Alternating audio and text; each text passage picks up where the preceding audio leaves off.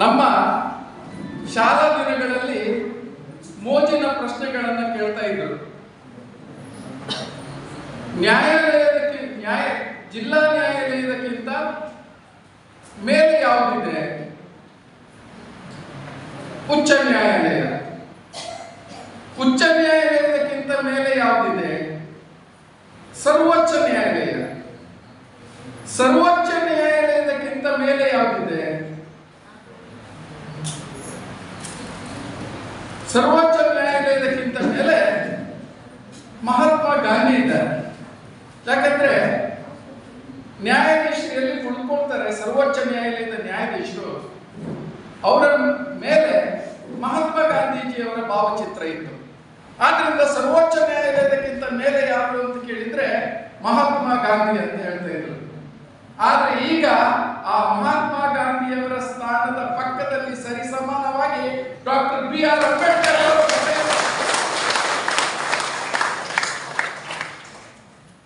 ಇವತ್ತು ಯಾವುದೇ ನ್ಯಾಯಾಲಯಕ್ಕೆ ಹೋದ್ರೆ, ಸರ್ಕಾರಿ ಕಚೇರಿಗೆ ಹೋದ್ರೆ ಗಾಂಧೀಜಿಯವರ ಸರಿಸಮಾನವಾಗಿ ನಿಲ್ಲುವಂತಹ ಡಾಕ್ಟರ್ ಬಾಬಾ ಸಾಹೇಬ್ ಅಂಬೇಡ್ಕರ್ ಅವರ ಭಾವಚಿತ್ರವನ್ನು ನೋಡಿದಾಗ ನಮಗೆ ಪುಲಕವಾಗ್ತದೆ. ಅದನ್ನ ಈ ಸಂದರ್ಭದಲ್ಲಿ ನಾನು ನೆನಪು ಬಯಸ್ತೇನೆ. ಇವತ್ತು ಒಂದು ಕಾರ್ಯಕ್ರಮಕ್ಕೆ ಕರೆದಿದ್ರು. ನನಗೆ ಒಬ್ಬ ರಾಜಕಾರಣಿ ಬಂದಿದ್ರು. ಆ ಕಾರ್ಯಕ್ರಮದಲ್ಲಿ ರಾಜಕಾರಣಿಯವರು ಡಾಕ್ಟರ್ BR ಅಂಬೇಡ್ಕರ್ ಅವರ ಬಗ್ಗೆ ಹೇಳ್ತಾ, ಇವರು ಅತ್ಯಂತ ಉತ್ಕೃಷ್ಟವಾದಂತಹ ಸಂವಿಧಾನವನ್ನು ನಮಗೆ ಕೊಟ್ಟಿದ್ದಾರೆ.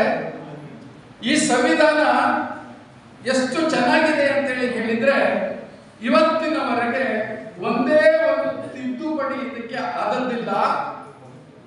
ಇದು ಕಾಲಾತೀತವಾದಂತಹ ಸಂವಿಧಾನ ಅಂತ ಹೇಳಿದರು. ನನಗೆ ಬಹಳ ಮುಜುಗರ ಆಯಿತು. ಯಾಕೆಂದ್ರೆ ಅದರ ನಂತರ ನನ್ನ ವಿಷಯ ಇತ್ತು. ನನಗೆ ಕೊಟ್ಟಂತ ವಿಷಯ ಏನಂತ ಹೇಳಿದ್ರೆ ಭಾರತದ ಸಂವಿಧಾನಕ್ಕೆ ಆದಂತ 106 ತಿದ್ದುಪಡಿಗಳ ಬಗ್ಗೆ ಬಹಳ ಮುಜುಗರ ಆಯಿತು. ಒಂದೇ ಒಂದು ತಿದ್ದುಪಡಿ ಆಗಿಲ್ಲ ಅಂತ ಹೇಳುವಂತ ಒಂದು ವಿಚಾರವನ್ನ ಹೇಳಿದ್ರು. ತಿದ್ದುಪಡಿ ಬೇಕೇ ಬೇಕು. ಯಾಕೆಂದ್ರೆ ಸಂವಿಧಾನ ನಿಂತ ನೀರಲ್ಲ. ಈಗ ಒಂದು ಮಹಿಳೆಯರಿಗೆ ಲೋಕಸಭೆಯಲ್ಲಿ 3ನೇ ಒಂದು ಸ್ಥಾನವನ್ನು ಕೊಡಬೇಕಾದ್ರೆ ಅದಕ್ಕೆ ತಿದ್ದುಪಡಿ ಬೇಕು. ತಿದ್ದುಪಡಿ ಸಹಜ. ತಿದ್ದುಪಡಿ ನಮ್ಮ ಸಂವಿಧಾನ ಜೀವಂತವಾಗಿದೆ ಅಂತ ಹೇಳುವುದನ್ನ ಸೂಚಿಸ್ತದೆ. ಹೀಗೆ ಇದೆ, ಅದನ್ನ ಅದರ ಉದ್ದೇಶ ಏನಿದೆ ಅದು ಜಾರಿಗೆ ಬರಲಿಕ್ಕೆ ಸಾಧ್ಯ ಇದೆ. ಇವತ್ತು ನೀವೆಲ್ಲ ಬಂದದ್ದು ಇವತ್ತಿನ ಮುಖ್ಯ ಅತಿಥಿಗಳ ಮಾತಿಗಾಗಿ. ಆದ್ರಿಂದ ನಾನು ಸಮಯವನ್ನು ಹಾಳು ಮಾಡದೆ ಮಾತಿ ಕಾರ್ಯಕ್ರಮಕ್ಕೆ ಅನುವು ಮಾಡಿಕೊಡ್ತಾ ಇದ್ದೇನೆ. ಇವಾಗ ನಿಮ್ಮ ಮುಂದೆ ಒಂದು ಸಮಾಜ ನಿರ್ಮಾಣಕ್ಕೆ ಏನೇನ್ ಮಾಡಬೇಕು, 21ನೇ ಶತಮಾನ ಕರ್ನಾಟಕ ಆಗಿರ್ಬೋದು, ಭಾರತ ಆಗಿರ್ಬೋದು, ಕರಾವಳಿ ಆಗಿರ್ಬೋದು, ಬೆಂಗಳೂರು ಆಗಿರ್ಬೋದು, ನಾನು ನಿಮ್ಮ ಮುಂದೆ ಒಂದು 25 ನಿಮಿಷ ಒಂದು ಪ್ರೆಸೆಂಟೇಷನ್ ಮಾಡಲು ಇಷ್ಟಪಡ್ತೀನಿ. ಈ ಪ್ರೆಸೆಂಟೇಷನ್ ಥಿಯರಿಯಿಂದ ಸಮಾಜ ಪರಿಕಲ್ಪನಾ ಪ್ರಾಕ್ಟಿಕಲ್ ಆಗಿ ಜನರ ಬದುಕನ್ನು ಉತ್ತಮಗೊಳಿಸೋದು ಹೇಗೆ ಸಾಧ್ಯ ಅನ್ನೋದನ್ನ ನಿಮ್ಮ ಮುಂದೆ ನಾನು ಇಷ್ಟಪಡ್ತೀನಿ. 25 ನಿಮಿಷದಲ್ಲಿ ತಾವೇ ಕೇಳಿ ಫೋನ್ ಸೈಲೆಂಟ್ ಮಾಡಿದ್ರೆ ಅದರ ನಂತರ ನಿಮ್ಮಿಂದ ಅಭಿಪ್ರಾಯಗಳು, ನಿಮ್ಮಿಂದ ಯಾವ ಪ್ರಶ್ನೆಗಳಿದ್ರೆ, ಸಲಹೆ ಸೂಚನೆಗಳಿದ್ರೆ ಪ್ರತಿಕ್ರಿಯೆ ಕೊಟ್ಟು ನಿಮ್ಮ ಅನುಮೋದ ಮಾತುಗಳಿಂದ ನಾವು ಅದನ್ನ ಮುಂದುವರಿಸಬಹುದು. ಈ ಭಾಗಗಳಿಗೆ ನಾವು ಹೇಗೆ ಒಂದು ಸಮಾಜ ನಿರ್ಮಾಣಕ್ಕೆ ಕೈಗೊಳಿಸೋಣ ಕೆಲಸ ಮಾಡಬಹುದು ಅನ್ನೋದನ್ನ ಚರ್ಚೆ ಮಾಡೋದ ಸಂಭಾವನೆ. ನಾನು ಇನ್ನೊಂದು ಇವತ್ತು ಪ್ರಸ್ತಾಪ ಮಾಡೋದು ಕರ್ನಾಟಕ ಮತ್ತು ಭಾರತೀಯ ಪರ್ಯಾಯ ರಾಜಕಾರಣ, ಪರ್ಯಾಯ ಚಿಂತನೆಗಳು, ಪರ್ಯಾಯ ಆಲೋಚನೆಗಳು, ಪರ್ಯಾಯ ಚರ್ಚೆಗಳು ಇದ್ದಷ್ಟು ಪ್ರಜಾಪ್ರಭುತ್ವ ಗಟ್ಟಿಯಾಗುತ್ತೆ. ಪ್ರಜಾಪ್ರಭುತ್ವ ಗಟ್ಟಿಯಾದರೆ ಉತ್ತಮ ಸಮಾಜ ಬೇಕು. ಸಮಾಜ ನಮಗಾಗಿರೋ ಅನ್ಯಾಯಗಳು ಆಗದೇ ಮುಂದಿನ ತಲೆಮಾರುಗಳಿಗೆ ನಾವು ಮಾಡಲು ಸಾಧ್ಯತೆ ಇದೆ. ಸೊ ಈ ಪರ್ಯಾಯ ರಾಜಕಾರಣನೇ ನಾವು ಕಟ್ಟೋದು ಬಹಳ ಮುಖ್ಯ. ಮೊದಲನೇದಾಗಿ ನಾವೆಲ್ಲ ಬದಲಾವಣೆ ಮತ್ತು ಪರಿವರ್ತನೆ ಬಯಸೋದಾಗಿರೋದ್ರಿಂದ ನಾವು ಮೊದಲು ನಮ್ಮ ಶತ್ರುನ ಗುರುತಿಸಬೇಕು. ನಮ್ಮ ಶತ್ರು ಯಾವ ಜಾತಿಗಳಲ್ಲ, ಯಾವ ಧರ್ಮಗಳಲ್ಲ, ಯಾವ ಭಾಷೆಗಳಲ್ಲ. ನಮ್ಮ ಶತ್ರು ಅಸಮಾನತೆ ಮತ್ತು ಅನ್ಯಾಯಕ್ಕೆ ಕೂಡಿರುವ ವ್ಯವಸ್ಥೆ. ಈ ವ್ಯವಸ್ಥೆನೇ ಅಸಮಾನತೆ ಮತ್ತು ಅನ್ಯಾಯಕ್ಕೆ ಕೂಡಿದೆ. ಇದರಲ್ಲಿ ಯಾರ್ಯಾರ ಜಾತಿ, ಲಿಂಗ, ವರ್ಗ, ಕುಟುಂಬ, ಭಾಷೆಯಲ್ಲಿ ಪ್ರಬಲರಿರ್ತಾರೋ ಅವ್ರ ಪರವಾಗಿ, ಅವ್ರ ಸುತ್ತಮುತ್ತ ಇರೋ ಪರವಾಗಿ, ಅವ್ರ ಕುಟುಂಬದ ಪರವಾಗಿ ಈ ವ್ಯವಸ್ಥೆ ನಡೀತಾ ಇದೆ. ಬೇರೆ ಇನ್ನೆಲ್ಲರೂ ಬೇರೆ ಹಂತಕ್ಕೆ ಅನ್ಯಾಯ ಆಗ್ತಾ ಇದೆ ಅನ್ನೋದು ನಮ್ಮ ಭಾವ. ಸೊ ಮೊದಲನೇದಾಗಿ ನಮ್ಮ ಶತ್ರು ಇರೋದು ಅಸಮಾನತೆ ಮತ್ತು ಅನ್ಯಾಯಕ್ಕೆ ಕೂಡಿರುವ ವ್ಯವಸ್ಥೆ. ಈ ವ್ಯವಸ್ಥೆಯನ್ನು ಸರಿಪಡಿಸಬೇಕು, ಒಂದು ಉತ್ತಮ ಸಮಾಜ ಕಟ್ಟಬೇಕು ಅಂತ ನಾವು ರಾಜಕಾರಣಿಗಳನ್ನ ಆಯ್ಕೆ ಮಾಡ್ತೀವಿ.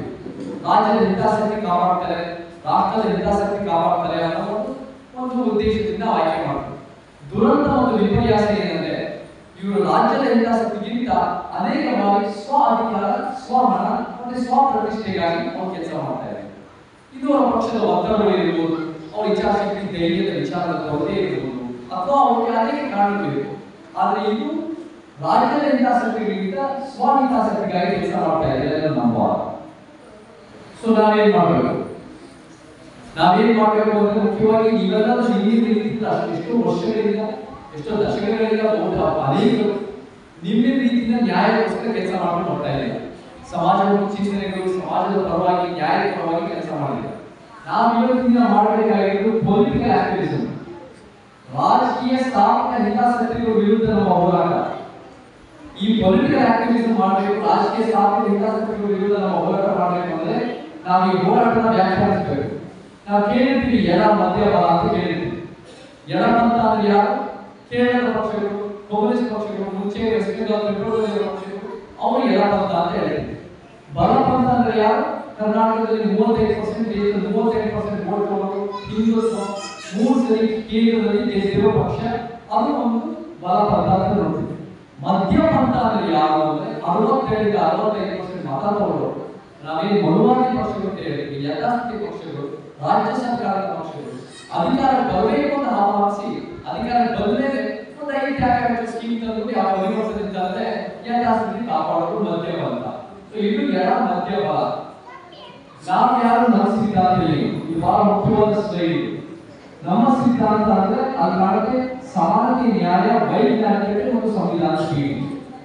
ನಾವೆಲ್ಲ ಬೇರೆ ಬೇರೆ ಜಾತಿಗಳನ್ನು ಹುಟ್ಟಿದ್ವಿ, ಬೇರೆ ಬೇರೆ ಲಿಂಗಗಳು ಹುಟ್ಟಿದ್ವಿ, ಊರುಗಳು ಹುಟ್ಟಿದ್ವಿ, ಧರ್ಮಗಳು ಹುಟ್ಟಿದ್ವಿ, ಯಾವ ನಮ್ಮ ಆಯ್ಕೆ ಅಲ್ಲ.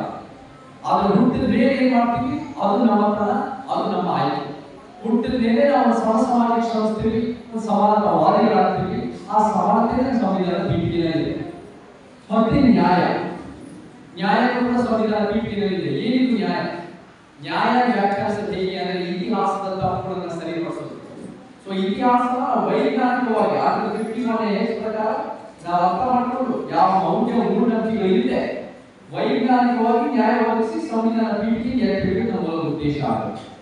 ಇವತ್ತಿನ ದಿನ ಸಂವಿಧಾನದಲ್ಲಿ 2900 ಪಕ್ಷಗಳು ಭಾರತದಲ್ಲಿ ರಿಜಿಸ್ಟರ್ ಆಗಿದೆ. ಇವೆಲ್ಲರೂ ಬೇರೆ ಬೇರೆ ರೀತಿ ನಾವು ಸಂವಿಧಾನ ಪರವಾಗಿದ್ದೀವಿ, ಸಂವಿಧಾನ ಜಾತ ಮಾಡ್ತಾರೆ, ಸಂವಿಧಾನ ಪೂಜೆ ಮಾಡ್ತೀವಿ ಅಂತಾರೆ, ಸಂವಿಧಾನ ಜೈಲಿನ ತೆಗಿತೀವಿ ಅಂತಾರೆ. ನಮ್ಮ ಪ್ರಕಾರ 2900 ಪಕ್ಷಗಳು ಯಾರು ಕೂಡ ಸಂವಿಧಾನದ ಮೂಲ ಆಶಯಗಳಿಗೆ ತಿಳಿತಾ ಇಲ್ಲ. ಯಾರಾದ್ರೂ ಸಂವಿಧಾನದ ಮೂಲ ಆಶಯಗಳಿಗೆ ತಿಳಿತಾ ಇದ್ದಾರೆ ಅಂದ್ರೆ ನಿಮ್ಮಂತ ನಮ್ಮಂತ ಸಮ ಸಮಾಜ ಸಮಾನತಾವಾದಿಗಳು ಮಾತ್ರ. ಸೊ ಈ ಸಮ ಸಮಾಜ ಸಮಾನತಾವಾದಿ ನಾವು ಕಟ್ಟಬೇಕು ಅಂದ್ರೆ ನಾವು ಬಹಳ ಮುಖ್ಯವಾಗಿ ಶಕ್ತಿ ರಚನೆಗೆ ಪ್ರತಿರೋಧ ಕೊಡಬೇಕು. ಪ್ರತಿಯೊಂದು ನಿಂತಿದ್ದ ಶಕ್ತಿ ರಚನೆಗಳಿವೆ. ಜಾತಿ, ಲಿಂಗ, ವರ್ಗ, ಉದ್ಯೋಗ, ಭಾಷೆ, ಸಾಂಸ್ಕೃತಿಕ ವಿಚಾರಗಳು, ಇದೆಲ್ಲ ಶಕ್ತಿ ರಚನೆ. ಈ ಶಕ್ತಿ ರಚನೆಗೆ ಪ್ರತಿರೋಧ ಕೊಡೋದು, ತಳಮಟ್ಟದಿಂದ ಏರಿಸೋದು, ಮೇಲಿಂದ ಇಳಿಸೋದು, ಒಂದು ಸಮ ಸಮಾಜ ಕಟ್ಟೋದು.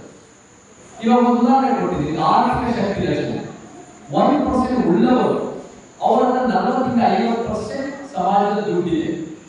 ಬಡ 50% ಜನ ಕೇವಲ 6% ದುಡ್ಡಿದೆ. ಬಹುಶಃ ಇವಾಗ 50% ಕೇವಲ 6% ದುಡ್ಡಿರೋರು ನೋಡ್ತೀರಾ. ಇದನ್ನ ನಾವು ಹೇಗೆ ಸರಿಪಡಿಸೋದು? ಪ್ರಗತಿ ಪರವಾಗಿ ತೆರಿಗೆ ಹಾಕಿ ಆ 1% ಇಂದ ದುಡ್ಡನ್ನು ಇಳಿಸಿ ಮರು ಹಂಚಿಕೆ ಮಾಡಿ 50% ಬೆಳೆಸೋದು. ಸೊ ಅಷ್ಟೇ, ತಳಮಟ್ಟದಿಂದ ಏರಿಸೋದು, ಮೇಲೆ ಏರಿಸೋದು, ಸಮ ಸಮಾಜ ಕಟ್ಟೋದು. ಈ ಪ್ರತಿರೋಧನ ಯಾರು 20ನೇ ಶತಮಾನದಲ್ಲಿ ಅವರೇ ರೀತಿಯಲ್ಲಿ ಕಾರ್ಯರೂಪ ತರ್ತಾರೆ ಅಂದರೆ ನಮ್ಮ ಮಾದರಿಗಳಾದ ಪೊಲಿಟಿಕಲ್ ಆಕ್ಟಿವಿಸ್ಟ್ಗಳಾದ ಬಾಬಾ ಸಾಹೇಬ್ ಅಂಬೇಡ್ಕರ್, ತಂದೆ ಪೆರಿಯಾರ್, ಕಾಶಿನಾಥ್ ಅವರು. ಇದನ್ನ ನಾವು ಎಡಪಂಥ ಬಲಪಂಥ ಮಧ್ಯಪಂಥ ಅಂತ ಹೇಳಲ್ಲ. ನಮ್ಮದೇ ಆದ ಒಂದು ಸತ್ಯ ಪಂಥ ಬಾಬಾ ಸಾಹೇಬ್ ಅಂಬೇಡ್ಕರ್ ಅದರ ಭಾರತೀಯ ಪಂಥ ಅಂತ ಕರೀತಾರೆ. ಬಾಬಾ ಸಾಹೇಬ್ ಅಂಬೇಡ್ಕರ್ 1936ರಲ್ಲಿ ಇಂಡಿಪೆಂಡೆಂಟ್ ಲೇಬರ್ ಪಾರ್ಟಿ ಕಟ್ಟಿ 17 ಸೀಟ್ನಲ್ಲಿ ಅವ್ರ ಸ್ವಂತ ಸೀಟ್ ಜೊತೆ 15 ಸೀಟ್ ಗೆಲ್ಲಿದ್ದಾರೆ. ಸೊ ಅದರಲ್ಲಿ ಬಾಂಬೆ ಪ್ರೆಸಿಡೆನ್ಸಿ ಯಶಸ್ವಿ ಮಾಡ್ತಾರೆ ಪೊಲಿಟಿಕಲ್ ಮೂವ್ಮೆಂಟ್. ತಂದೆ ಪೆರಿಯಾರ್ ಅವರು ಇವತ್ತಿಗೂ 60 ವರ್ಷಗಳಿಂದ ಒಂದು ದ್ರಾವಿಡ ಪರಿಕಲ್ಪನೆ ತಂದು ತಮಿಳುನಾಡಿನಲ್ಲಿ ಜಾತಿ ವಿನಾಶದ, ಪುರುಷ ಪ್ರಧಾನ ವ್ಯವಸ್ಥೆ ವಿನಾಶದ ಭಾಷಾ ಪರಿಕಲ್ಪನೆ ಇವತ್ತಿಗೂ ತಮಿಳುನಾಡಿನ ಜೀವಂತವಾಗಿದೆ. ಹಿಂದಿ ಡೆಲ್ಲಿ ಪಕ್ಷಗಳಿಗೆ ಯಾವುದೇ ಪ್ರಾದೇಶಿಕತೆ ಗಟ್ಟಿಯಾಗಿ ನಿಂತಿದೆ. ಕಾಂಶಿ ಗಾಂಧಿ 80 ದಶಕ 90 ದಶಕ 2006 ಮತ್ತೆ 7ರಿಂದ 12 ಬಹುಮತ ಬಂದು ಉತ್ತರ ಪ್ರದೇಶದ ಬಹುಜನ ಅಂತ ಒಂದು ಪರಿಕಲ್ಪನೆ ತಂದು ಅಲ್ಲೂ ಕೂಡ ಸಾಮಾಜಿಕ ನ್ಯಾಯ ಎತ್ತಿದ್ದಾರೆ. ಸೊ ಇದನ್ನ ಅಂಬೇಡ್ಕರ್, ಪೆರಿಯಾರ್, ಕಾಂಶಿರಾಮ್ಜಿಯವರ ಸತ್ಯವಂತನ ನಾವು ಹೇಗೆ ಕರ್ನಾಟಕಕ್ಕೆ 21ನೇ ಶತಮಾನಕ್ಕೆ ಕರಾವಳಿಗೆ, ಮೈಸೂರಿಗೆ, ಅಖಂಡ ಕರ್ನಾಟಕ ತರಬಹುದು ಅನ್ನೋದನ್ನ ನಿಮ್ಮ ಮುಂದೆ ಇವಾಗ 10 ಅಂಶಗಳು, ಹೆಚ್ಚುವರಿ ಯೋಜನೆಗಳು ಮತ್ತೆ ರಾಷ್ಟ್ರೀಯ ಒಂದು ಪರಿವರ್ತನೆ ಮುಖಾಂತರ ನಿಮ್ಮ ಮುಂದೆ ಪ್ರಸ್ತಾಪ ಮಾಡಕ್ಕೆ ಸ್ಟಾರ್ಟ್ ಮಾಡ್ತೀವಿ. ನಾವು ಹೇಳ್ತೀವಿ ನಮ್ಮ ಶತ್ರು ಶುರುವಾಗಿದ್ದು 10ರಿಂದ 11 ವರ್ಷಗಳಿಂದ ಅಲ್ಲ, 10ರಿಂದ 12,000 ವರ್ಷಗಳಿಂದ ಮೊದಲನೇ ಅಸಮಾನತೆ ನಮಗೆ ಪುರುಷ ಪ್ರಧಾನ ವ್ಯವಸ್ಥೆ. ಆ ಪುರುಷ ಪ್ರಧಾನ ವ್ಯವಸ್ಥೆಗೆ ಪ್ರತಿರೋಧ ತರಲು ಬಹಳ ಮುಖ್ಯ. ಇವತ್ತಿನ ಲಿಂಗ ಅಸಮಾನತೆ ಆರ್ಥಿಕವಾಗಿ ಇದೆ, ಅನೇಕ ರೀತಿ ಸುರಕ್ಷತೆಯೂ ಇದೆ, ಸ್ವಾತಂತ್ರ್ಯವೂ ಇದೆ. ನಾವು ಅದನ್ನು ಸರಿಪಡಿಸಬೇಕು ಅಂದ್ರೆ ಲಿಂಗ ಸಮಾನತೆಯ ಕಾರ್ಯಕ್ರಮಗಳು, ಮಹಿಳೆಯರು ಮತ್ತು ಲೈಂಗಿಕ ಅಲ್ಪಸಂಖ್ಯಾತರಿಗಾಗಿ ನ್ಯಾಯ ಯೋಜನೆಗಳು ತರಲು ನಮ್ಮ ಪಾಯಿಂಟ್ ಅಜೆಂಡಾ ನಂಬರ್ 1. ನಮ್ಮ ಮಾದರಿಗಳು ಬಾಬಾ ಸಾಹೇಬ್ ಅಂಬೇಡ್ಕರ್ ಮತ್ತು ತಂದೆ ಪೆರಿಯಾರ್ ಹುಟ್ಟಿರುವ ಗಂಡಸ್ತಾರೆ, ಆದರೆ ಹುಟ್ಟಿದ ಮೇಲೆ ಸ್ತ್ರೀವಾದಿಗಳು ಲಿಂಗ ಸಮಾನವಾದ ಕೆಲಸವಾಗಿದೆ ಅದು ಬಂದಿದ್ದಾರೆ. ನಾವು ಕೂಡ ಅದನ್ನು ಅನುಸರಿಸಲು ನಮ್ಮ ಮುಖ್ಯ ಅಜೆಂಡಾ ಆಗಬೇಕು. ಸೊ ಫಸ್ಟ್ ಪಾಯಿಂಟ್ ಪುರುಷ ಪ್ರಧಾನ ವ್ಯವಸ್ಥೆಗೆ ಪ್ರತಿರೋಧ. ಪಾಯಿಂಟ್ 2 ಬ್ರಾಹ್ಮಣ್ಯದ ವ್ಯವಸ್ಥೆಗೆ ಪ್ರತಿರೋಧ. 3,000 ವರ್ಷಗಳಿಂದ ಒಂದು ಜಾತಿ ವ್ಯವಸ್ಥೆ, ಒಂದು ವರ್ಣ ವ್ಯವಸ್ಥೆ, ಒಂದು ಬ್ರಾಹ್ಮಣ್ಯ ವ್ಯವಸ್ಥೆ ಜೀವಂತವಾಗಿದೆ. ಈ ವ್ಯವಸ್ಥೆಯಲ್ಲಿ ಕೆಲವು ಸಮುದಾಯಗಳಲ್ಲಿ ಹುಟ್ಟಿದ ತಕ್ಷಣ ಎಲ್ಲ ರೀತಿ ಸಾಮಾಜಿಕ, ಆರ್ಥಿಕ, ಶೈಕ್ಷಣಿಕ, ರಾಜಕೀಯ, ಭೂಮಿಯ ಸವಲತ್ತು ಪಡೆದಿದ್ದಾರೆ. ಕೆಲವು ಸಮುದಾಯಗಳು ಹುಟ್ಟಿದ ತಕ್ಷಣ ಎಲ್ಲ ರೀತಿ ವಂಚನೆ. ಇದು ಒಂದು ಜನ್ಮ ಆಧಾರಿತವಾದ ಶ್ರೇಣಿ. ಈ ಶ್ರೇಣಿಯಲ್ಲಿ ಅದು ಇವತ್ತಿಗೂ ವಾಸ್ತವ. ಇದನ್ನ ಸರಿಪಡಿಸಬೇಕು ಅನ್ನೋ ನಿಟ್ಟಿನಲ್ಲಿ ಕಾಂಶಿರಾಮ್ಜಿಯವರು ಬಹುಜನ ಅಂತ ತರ್ತಾರೆ. SC, ST, OBC, minority. ಅದನ್ನೇ ಕರ್ನಾಟಕದಲ್ಲಿ ರಾಜಕೀಯ ಲೆಕ್ಕಾಚಾರಕ್ಕೆ ಅಹಿಂದ ಅಂತ ತರ್ತಾರೆ. ಅಲ್ಪಸಂಖ್ಯಾತ, ಹಿಂದುಳಿದ, ದಲಿತ. ನಮಗೆ ಅಹಿಂದ ಅಂತ ರಾಜಕೀಯ ಲೆಕ್ಕಾಚಾರ, ಬಹುಜನ ಅಂತ ಆ ಕಾಲದಲ್ಲಿ ಅನುಭವವಾಗಿತ್ತು. ಅದನ್ನ ನಾವು ಇವತ್ತಿನ ದಿನ ನಾವು ಕರ್ನಾಟಕ ತರಬೇಕು ಅಂದ್ರೆ ಅದನ್ನೇ ಒಂದು ವಿಸ್ತರಿಸಿ SC, ST, MBC, ಅಲೆಮಾರಿಗಳು ಮತ್ತೆ ಧಾರ್ಮಿಕ ಅಲ್ಪಸಂಖ್ಯಾತರಿಗಾಗಿ ನ್ಯಾಯ ಯೋಜನೆಗಳು ತರಬೇಕು. ಇದನ್ನು ನಾವೇನ ಕರಿತೀವಿ ಅಂದ್ರೆ ದಮನಿತ. ದ ಅಂದ್ರೆ ದಲಿತ್, ಮಾ ಅಂದ್ರೆ MBC ಅತಿ ಹಿಂದುಳಿದ, ಅತ್ಯಂತ ಹಿಂದುಳಿದ, ನೀ ಅಂದ್ರೆ ನೋಮ್ಯಾಡ್ ಅಲೆಮಾರಿಗಳು, ತಾ ಅಂದ್ರೆ ಟ್ರೈಬಲ್ ಆದಿವಾಸಿಗಳು, ಆ ಅಂದ್ರೆ ಅಲ್ಪಸಂಖ್ಯಾತರು, ಧಾರ್ಮಿಕ ಅಲ್ಪಸಂಖ್ಯಾತರು. ಸೊ ಈ ದಮನಿತ ಪ್ರತ್ಯೇಕತೆ ಮುಖಾಂತರ ನಮ್ಮ ಕರ್ನಾಟಕದಲ್ಲಿ SC ನಲ್ಲಿ 101 ಸಮುದಾಯಗಳಿಗೆ ಸಾಮಾಜಿಕ, ಆರ್ಥಿಕ, ಶೈಕ್ಷಣಿಕ ನ್ಯಾಯ ಒದಗಿಸಬಹುದು. ST ನಲ್ಲಿ 50ರಿಂದ 54 ಸಮುದಾಯಗಳಿಗೆ ನ್ಯಾಯ, MBC ಪ್ರವರ್ಗ 1 ಮತ್ತು 2 ನಲ್ಲಿರೋರು ಕೂಡ ನಮಗೆ ನ್ಯಾಯ ಒದಗಿಸಬಹುದು. ಅತಿ ಹಿಂದುಳಿದ, ಅತ್ಯಂತ ಹಿಂದುಳಿದ, ಅಲೆಮಾರಿಗಳು ಇವತ್ತು ಎಲ್ಲ 3 ಜಿಲ್ಲೆಗಳು ಅಲೆಮಾರಿಗಳಿಗೆ ಕಷ್ಟದಲ್ಲಿದೆ, ಅವರು ನ್ಯಾಯ ಮತ್ತು ಧಾರ್ಮಿಕ ಅಲ್ಪಸಂಖ್ಯಾತರಿಗೆ ಒಂದು ಸಾಮಾಜಿಕ, ಆರ್ಥಿಕ, ಶೈಕ್ಷಣಿಕ ಸಮೀಕ್ಷೆ ಮುಖಾಂತರ ನೀತಿ ಯೋಜನೆಗಳು, ಕಾನೂನುಗಳನ್ನು ಸಮಾಜ ಕಾರ್ಯರೂಪಬೇಕು. ಅದು ಪಾಯಿಂಟ್ ನಂಬರ್ 2. ಸೊ ನಮಗೆ ಪುರುಷ ಪ್ರಧಾನ ವ್ಯವಸ್ಥೆ, ಬ್ರಾಹ್ಮಣ್ಯದ ವ್ಯವಸ್ಥೆ, ಅದರ ಜೊತೆ ನಮ್ಮ ಬಹಳ ದೊಡ್ಡ ಶತ್ರು ಅಂದ್ರೆ ಬಂಡವಾಳಶಾಹಿ ವ್ಯವಸ್ಥೆ.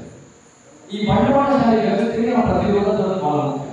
ಇವತ್ತು ಯಾರ ಪರವಾಗಿ ವ್ಯವಸ್ಥೆ ಇದೆ ಅಂದ್ರೆ 3% ಜನರಿಗೆ ಫ್ಲೈಟ್ ಅಲ್ಲಿ ಓಡಾಡೋದಕ್ಕೆ 3ನೇ 4ನೇ 5ನೇ ಏರ್ಪೋರ್ಟ್ ಮಾಡ್ತಾರೆ.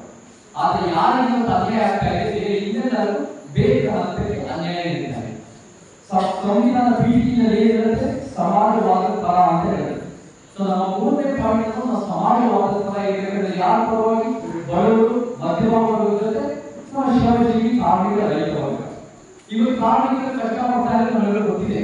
ಆದ್ರೆ ಈ ಒಂದು DCM ಮತ್ತೆ ಆಡಳಿತ ಶಕ್ತಿಗಳು ಏನಿರ್ತಂದ್ರೆ ಮಾಲೀಕರಿಗೆ ಅನ್ಯಾಯ ಆಗ್ತಾ ಇದೆ ಅಂತ ಮಾತಾಡೋಕೆ ಕಾರ್ಮಿಕ ಕಷ್ಟ ಬಗ್ಗೆ ಕಾಳಜಿ ಇಲ್ಲ, ಅವ್ರದ್ದೇ ಏನು ನಿರೀಕ್ಷೆ ಮಾಡ್ತಾರೆ. ರೈತರ ವಿಚಾರದಲ್ಲಿ 86% ರೈತರು ITA ಒಳಗಿದ್ರು. ಅವರು ಕೂಡ ರೈತ ವಿರೋಧಿ ಕಾನೂನು ತಂದು ಬೇರೆ ರೀತಿ ಕಷ್ಟ ಮಾಡಿಕೊಡ್ತಾ ಇದೆ ಈ ಸರ್ಕಾರ. ಸೊ ಶ್ರಮಜೀವಿ, ಕಾರ್ಮಿಕ, ರೈತರ ಪ್ರಭಾವ ನಿಂತಿರ್ತದೆ. ಭೂಮಿ ನಾವು ನಾಲ್ಕು ನಗರ ಜನ ಜಾಸ್ತಿ ಇದೆ ದೇಶದಲ್ಲಿ, ಭೂಮಿ ಕಡಿಮೆ ಇದೆ. 10ರಿಂದ 12,000 ವರ್ಷಗಳಿಂದ ಯಾರ ಭೂಮಿ ಇರುತ್ತೋ ಅವ್ರ ಪ್ರಬಲರು, ಯಾರ ಭೂಮಿ ಇಲ್ಲವೋ ಬೇರೆ ಹಂತ ಕಾಪಾಡೋದು ಅದು ಇವತ್ತು ನಿಲ್ಲಲು ವಾಸ್ತವವಾಗಿದೆ. ಭೂಮಿಯನ್ನು ನಮ್ಮ ಸಿದ್ಧಾಂತ ಯಾರ ಪರವಾಗಿರಬೇಕು ಅಂದ್ರೆ ಕಾರ್ಪೊರೇಟ್ ಸೆಕ್ಟರ್ ಭೂ ಮಾಫಿಯಾಗಳು ಭೂ ಮಾಲೀಕರಲ್ಲ. ನಮ್ಮದು PTCL ನ್ಯಾಯ ಒದಗಿಸೋದು, MDC ನ್ಯಾಯ ಒದಗಿಸೋದು, ಆದಿವಾಸಿ ನ್ಯಾಯ ಒದಗಿಸೋ ಉದ್ದೇಶ ಇದೆ. ಸೊ ಅದು ಭೂಮಿಯಲ್ಲಿ ನ್ಯಾಯ. ಉದ್ಯೋಗದ ಹೇಗೆ ನಮಗೆ ಕರ್ನಾಟಕದಾದ್ಯಂತ ಉದ್ಯೋಗ ಸೃಷ್ಟಿ ಮಾಡಬಹುದು ತೆರಿಗೆಗಳು ಒಂದು ಪೂರೈಸಿಕೊಂಡಿದೆ. ಇವತ್ತು ಯಾವುದೇ ಸರ್ಕಾರ ಬಂದು 4 ಲಕ್ಷ ಕೋಟಿ ಬೊಕ್ಕಸದಲ್ಲಿರುತ್ತೆ. ನಿಮ್ಗೆ ಏನೇ ಸಹಾಯ ಮಾಡಬೇಕು ಅನ್ನೋದು ಸರ್ಕಾರ ದುಡ್ಡಿಲ್ಲ ಅಂತ ದುಡ್ಡು ತರಬೇಕು. ಹೇಗೆ ತರಬಹುದು ಅಂದ್ರೆ ನಲ್ಲಿ ಹೆಚ್ಚಳ ಮಾಡೋದಲ್ಲ, ನಮಗೆ ಇದನ್ನೇ ಹೆಚ್ಚಳ ಬಸ್ ದರ ಹೆಚ್ಚಳ ಮಾಡೋದಲ್ಲ, GST ತರದಲ್ಲ, ಅದರ ಜನಸಾಮಾನ್ಯರ ಮೇಲೆ ತೆರಿಗೆ ಹಾಕೋದು. ಅದು ಬಿಟ್ಟು 1% ಉಳ್ಳವರ ಮೇಲೆ ಅವರ ಪ್ರಾಪರ್ಟಿ ಟ್ಯಾಕ್ಸ್ಗಳು, ಐಷಾರಾಮಿ ಗಾಡಿ ಟ್ಯಾಕ್ಸ್ಗಳು, ಕರೆಂಟ್ ಟ್ಯಾಕ್ಸ್ಗಳು ಹಾಕಿ ಹೆಚ್ಚಳ ಮಾಡಿ ಅದನ್ನ ಮರುಹಂಚಿಕೆ ಮಾಡೋ ಉದ್ದೇಶ ಇದೆ. ಸೊ ನಮ್ಮ ಸರ್ಕಾರ ಫೋಕಸ್ ಬಿಡಬೇಕು. ಶ್ರೀಮಂತ ಕೊಡಿ ಜಾಸ್ತಿ ಪಡೆಯಲು ಜಾಸ್ತಿ ವಾಪಸ್ ಕೊಡಬೇಕು, ಜಾಸ್ತಿ ವಂಚಿತ ಜಾಸ್ತಿ ಪಡೆಯಬೇಕು, ಅದೇ ನ್ಯಾಯ. ಮತ್ತೆ ಖಾಸಗೀಕರಣ ವಿರೋಧಿ ರಾಷ್ಟ್ರೀಯ ಜನರಲ್ಲೇ ಇರಬೇಕು, ಖಾಸಗಿ ಕಂಪನಿಗಳಿಗಲ್ಲ. 4 ಸೆಕ್ಯುಲರಿಸಂ. 1976ರಲ್ಲಿ ಸೆಕ್ಯುಲರ್ ಪದದ ಸಂವಿಧಾನ ಪೀಠಿಗೆ ಸೇರಿಸಲ್ಪಟ್ಟಿದೆ. But it is the basic structure of the constitution ಅಂತ ಸುಪ್ರೀಂ ಕೋರ್ಟ್ ಹೇಳಿದೆ. ಏನಿದು ಸೆಕ್ಯುಲರಿಸಂ? ಧರ್ಮ ನಿರಪೇಕ್ಷತೆ ಅಂದ್ರೆ ಏನು? ಸರ್ವಧರ್ಮ ಸಮನ್ವಯ ಅಲ್ಲ. ಸೆಕ್ಯುಲರ್ ಯಾವುದೇ ಬೇಕಾದ್ರೆ ಡಿಕ್ಷನರಿ ನೋಡಿ, ಸರ್ಕಾರಗಳಿಗೂ ಧರ್ಮಗಳಿಗೂ ಪ್ರತ್ಯೇಕ. ಅಂದ್ರೆ ನಿಮ್ಮ ಮನೆಯಲ್ಲಿ ಯಾವ ಧರ್ಮ ಬೇಕಾದ್ರೂ ಪಾಲಿಸಿ ಅಥವಾ ಧರ್ಮೇಂದ್ರ ಬಂದು ಯಾಕೆ 25 ಧರ್ಮಕ್ಷೇತ್ರದಲ್ಲಿ ಸರ್ಕಾರವು ವೈಯಕ್ತಿಕವಾಗಿ ಯಾವುದೇ ಧರ್ಮ ಆಗಿರೋನು ಸರ್ಕಾರ ಜನರ ದುಡ್ಡನ್ನ ಬಹುಸಂಖ್ಯಾತ ಧರ್ಮಕ್ಕೋ ಅಲ್ಪಸಂಖ್ಯಾತ ಧರ್ಮಗಳಿಗೂ ಬಳಸಿದಷ್ಟು ಕೋಮು ಶಕ್ತಿಗಳು ಬಂದು ದೊಡ್ಡ ಮಟ್ಟದ ಘರ್ಷಣೆ, ಗೋಜಲು, ಗೊಂದಲ ನಡೆದಿದೆ. ಸೊ ಅದಾದ್ಮೇಲೆ ದತ್ತಾಂಶ ಆಧಾರಿತ ಅಭಿವೃದ್ಧಿ ಮಾಡಬೇಕು, ಧರ್ಮ ಆಧಾರಿತವಾಗಲ್ಲ ಅನ್ನೋದು ನಿಜವಾದ ಧರ್ಮ ನಿರಪೇಕ್ಷತೆ ಪರಿಕಲ್ಪನೆ. ಅದು ಬಾಬಾ ಸಾಹೇಬರ ಪರಿಕಲ್ಪನೆ. ಅದು ನಮಗೆ ತಿಳಿಯೋದು ಬಹಳ ಮುಖ್ಯ. 5 ಪ್ರಾದೇಶಿಕ. ಇವತ್ತು ನಮ್ಮ ಕರ್ನಾಟಕದಲ್ಲೇ ನಮ್ಮ ದೇಶ ಪ್ರೇಮ, ಕರ್ನಾಟಕದಲ್ಲೇ ನಮ್ಮ ಭಾರತೀಯ ಶಕ್ತಿ ರಚನೆ. ನೀವು ಮೊದಲಿಂದ ಹೇಳಿದೆ, ಭಾಷೆಗಳಲ್ಲೂ ಶಕ್ತಿ ರಚನೆ ಇದೆ. ಹಿಂದಿ, ಇಂಗ್ಲಿಷ್, ಸಂಸ್ಕೃತ. ಹಿಂದಿ ರಾಷ್ಟ್ರೀಯತೆಯ ಪ್ರಾಬಲ್ಯ, ಇಂಗ್ಲಿಷ್ ಆರ್ಥಿಕ ಪ್ರಾಬಲ್ಯ, ಸಂಸ್ಕೃತ ಸಾಂಸ್ಕೃತಿಕ ಪ್ರಾಬಲ್ಯ. ಮಧ್ಯದ ಕನ್ನಡ, ತಲಮಟ್ಟದ ತುಳು, ಕೊಡವ, ಬ್ಯಾರಿ, ಲಂಬಾಣಿ, ಆದಿವಾಸಿ, ಅಲೆಮಾರಿ ಭಾಷೆಗಳು, ದಕ್ಷಿಣ ಭಾಷೆಗಳು. ಏನು ತಲಮಟ್ಟದ ಭಾಷೆಯನ್ನು ಬೆಳೆಸೋದು, ಬೇರೆಯವರನ್ನ ಇಳಿಸೋದು, ಭಾಷೆ ಸಮಾನತೆ ತರೋದು. ಆ ರೀತಿ ಸಾಂಸ್ಕೃತಿಕ ವಿಚಾರಗಳು ಕೂಡ ನಮ್ಮ ಕರ್ನಾಟಕದಲ್ಲಿ ಹೇಗೆ ತಿಳಿಯಲು ಜಾನಪದ ಆಗಿರ್ಬೋದು, ಕಲೆ ಆಗಿರ್ಬೋದು. ಬಹಳ ಜನ ಹೇಳ್ತಾರೆ ಸಾಂಸ್ಕೃತಿಕದಲ್ಲಿ ಬಹುತ್ವ ಅಂತ ಹೇಳ್ತಾರೆ, ಒಳಗೊಳ್ಳುವಿಕೆ ಅಂತ ಹೇಳ್ತಾರೆ. ಅದ್ಯಾವ ಸಂವಿಧಾನ ಪೀಠಿಯಲ್ಲಿ ತರಲಿಲ್ಲ, ನ್ಯಾಯ ಸಂವಿಧಾನ ಪೀಠಿಯಲ್ಲಿದೆ. ಸಾಂಸ್ಕೃತಿಕ ನ್ಯಾಯ ಹೇಳಿದ್ರು ಕೂಡ ನಮಗೆ ಪ್ರಾದೇಶಿಕತೆ 0.5. ಆಮೇಲೆ ಪರಿಸರ ಸಂರಕ್ಷಣೆ ಮತ್ತು ನೀರು. ಇವತ್ತಿನ ನಮ್ಮ ಬೇಕಾಗಿರುವ ಪರಿವರ್ತನೆಯ ಪರಿಸರ.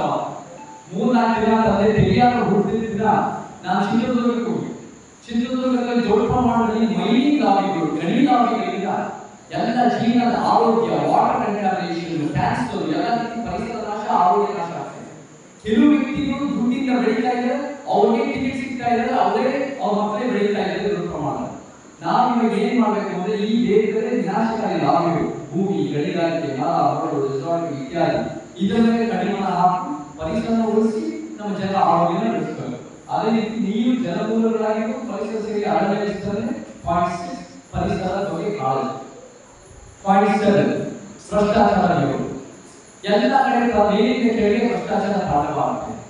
ಇದನ್ನ ನಾವು ಬೇರೆ ಲೋಕದ ಫೈಟ್ ಮಾಡೋದಲ್ಲ, ಮೇಲಿಂದ ಕಿತ್ತಾಟ ಮಾಡಬೇಕು. MLAಗಳು ಮಿನಿಸ್ಟರ್ ಮೇಲೆ ಲೋಕ ಆಯುಕ್ತನ ಬಲಪಡಿಸಿ ಪಾರದರ್ಶಕ ನೀತಿಗಳು ತಂದು ತಪ್ಪು ವಿರೋಧ ಕ್ರಮ ತಂದು RTI ಜಾಗೃತಿ ಮಾಡೋದು. ಇವತ್ತಿನ ಭ್ರಷ್ಟಾಚಾರ ವಿರೋಧಿ ಅಂತ ಹೇಳಿ ಒಂದೇ ಸಿದ್ಧಾಂತ ಚಳವಳಿ ರಾಜಕೀಯ ಪರಿವರ್ತನೆ ಆಗಲ್ಲ.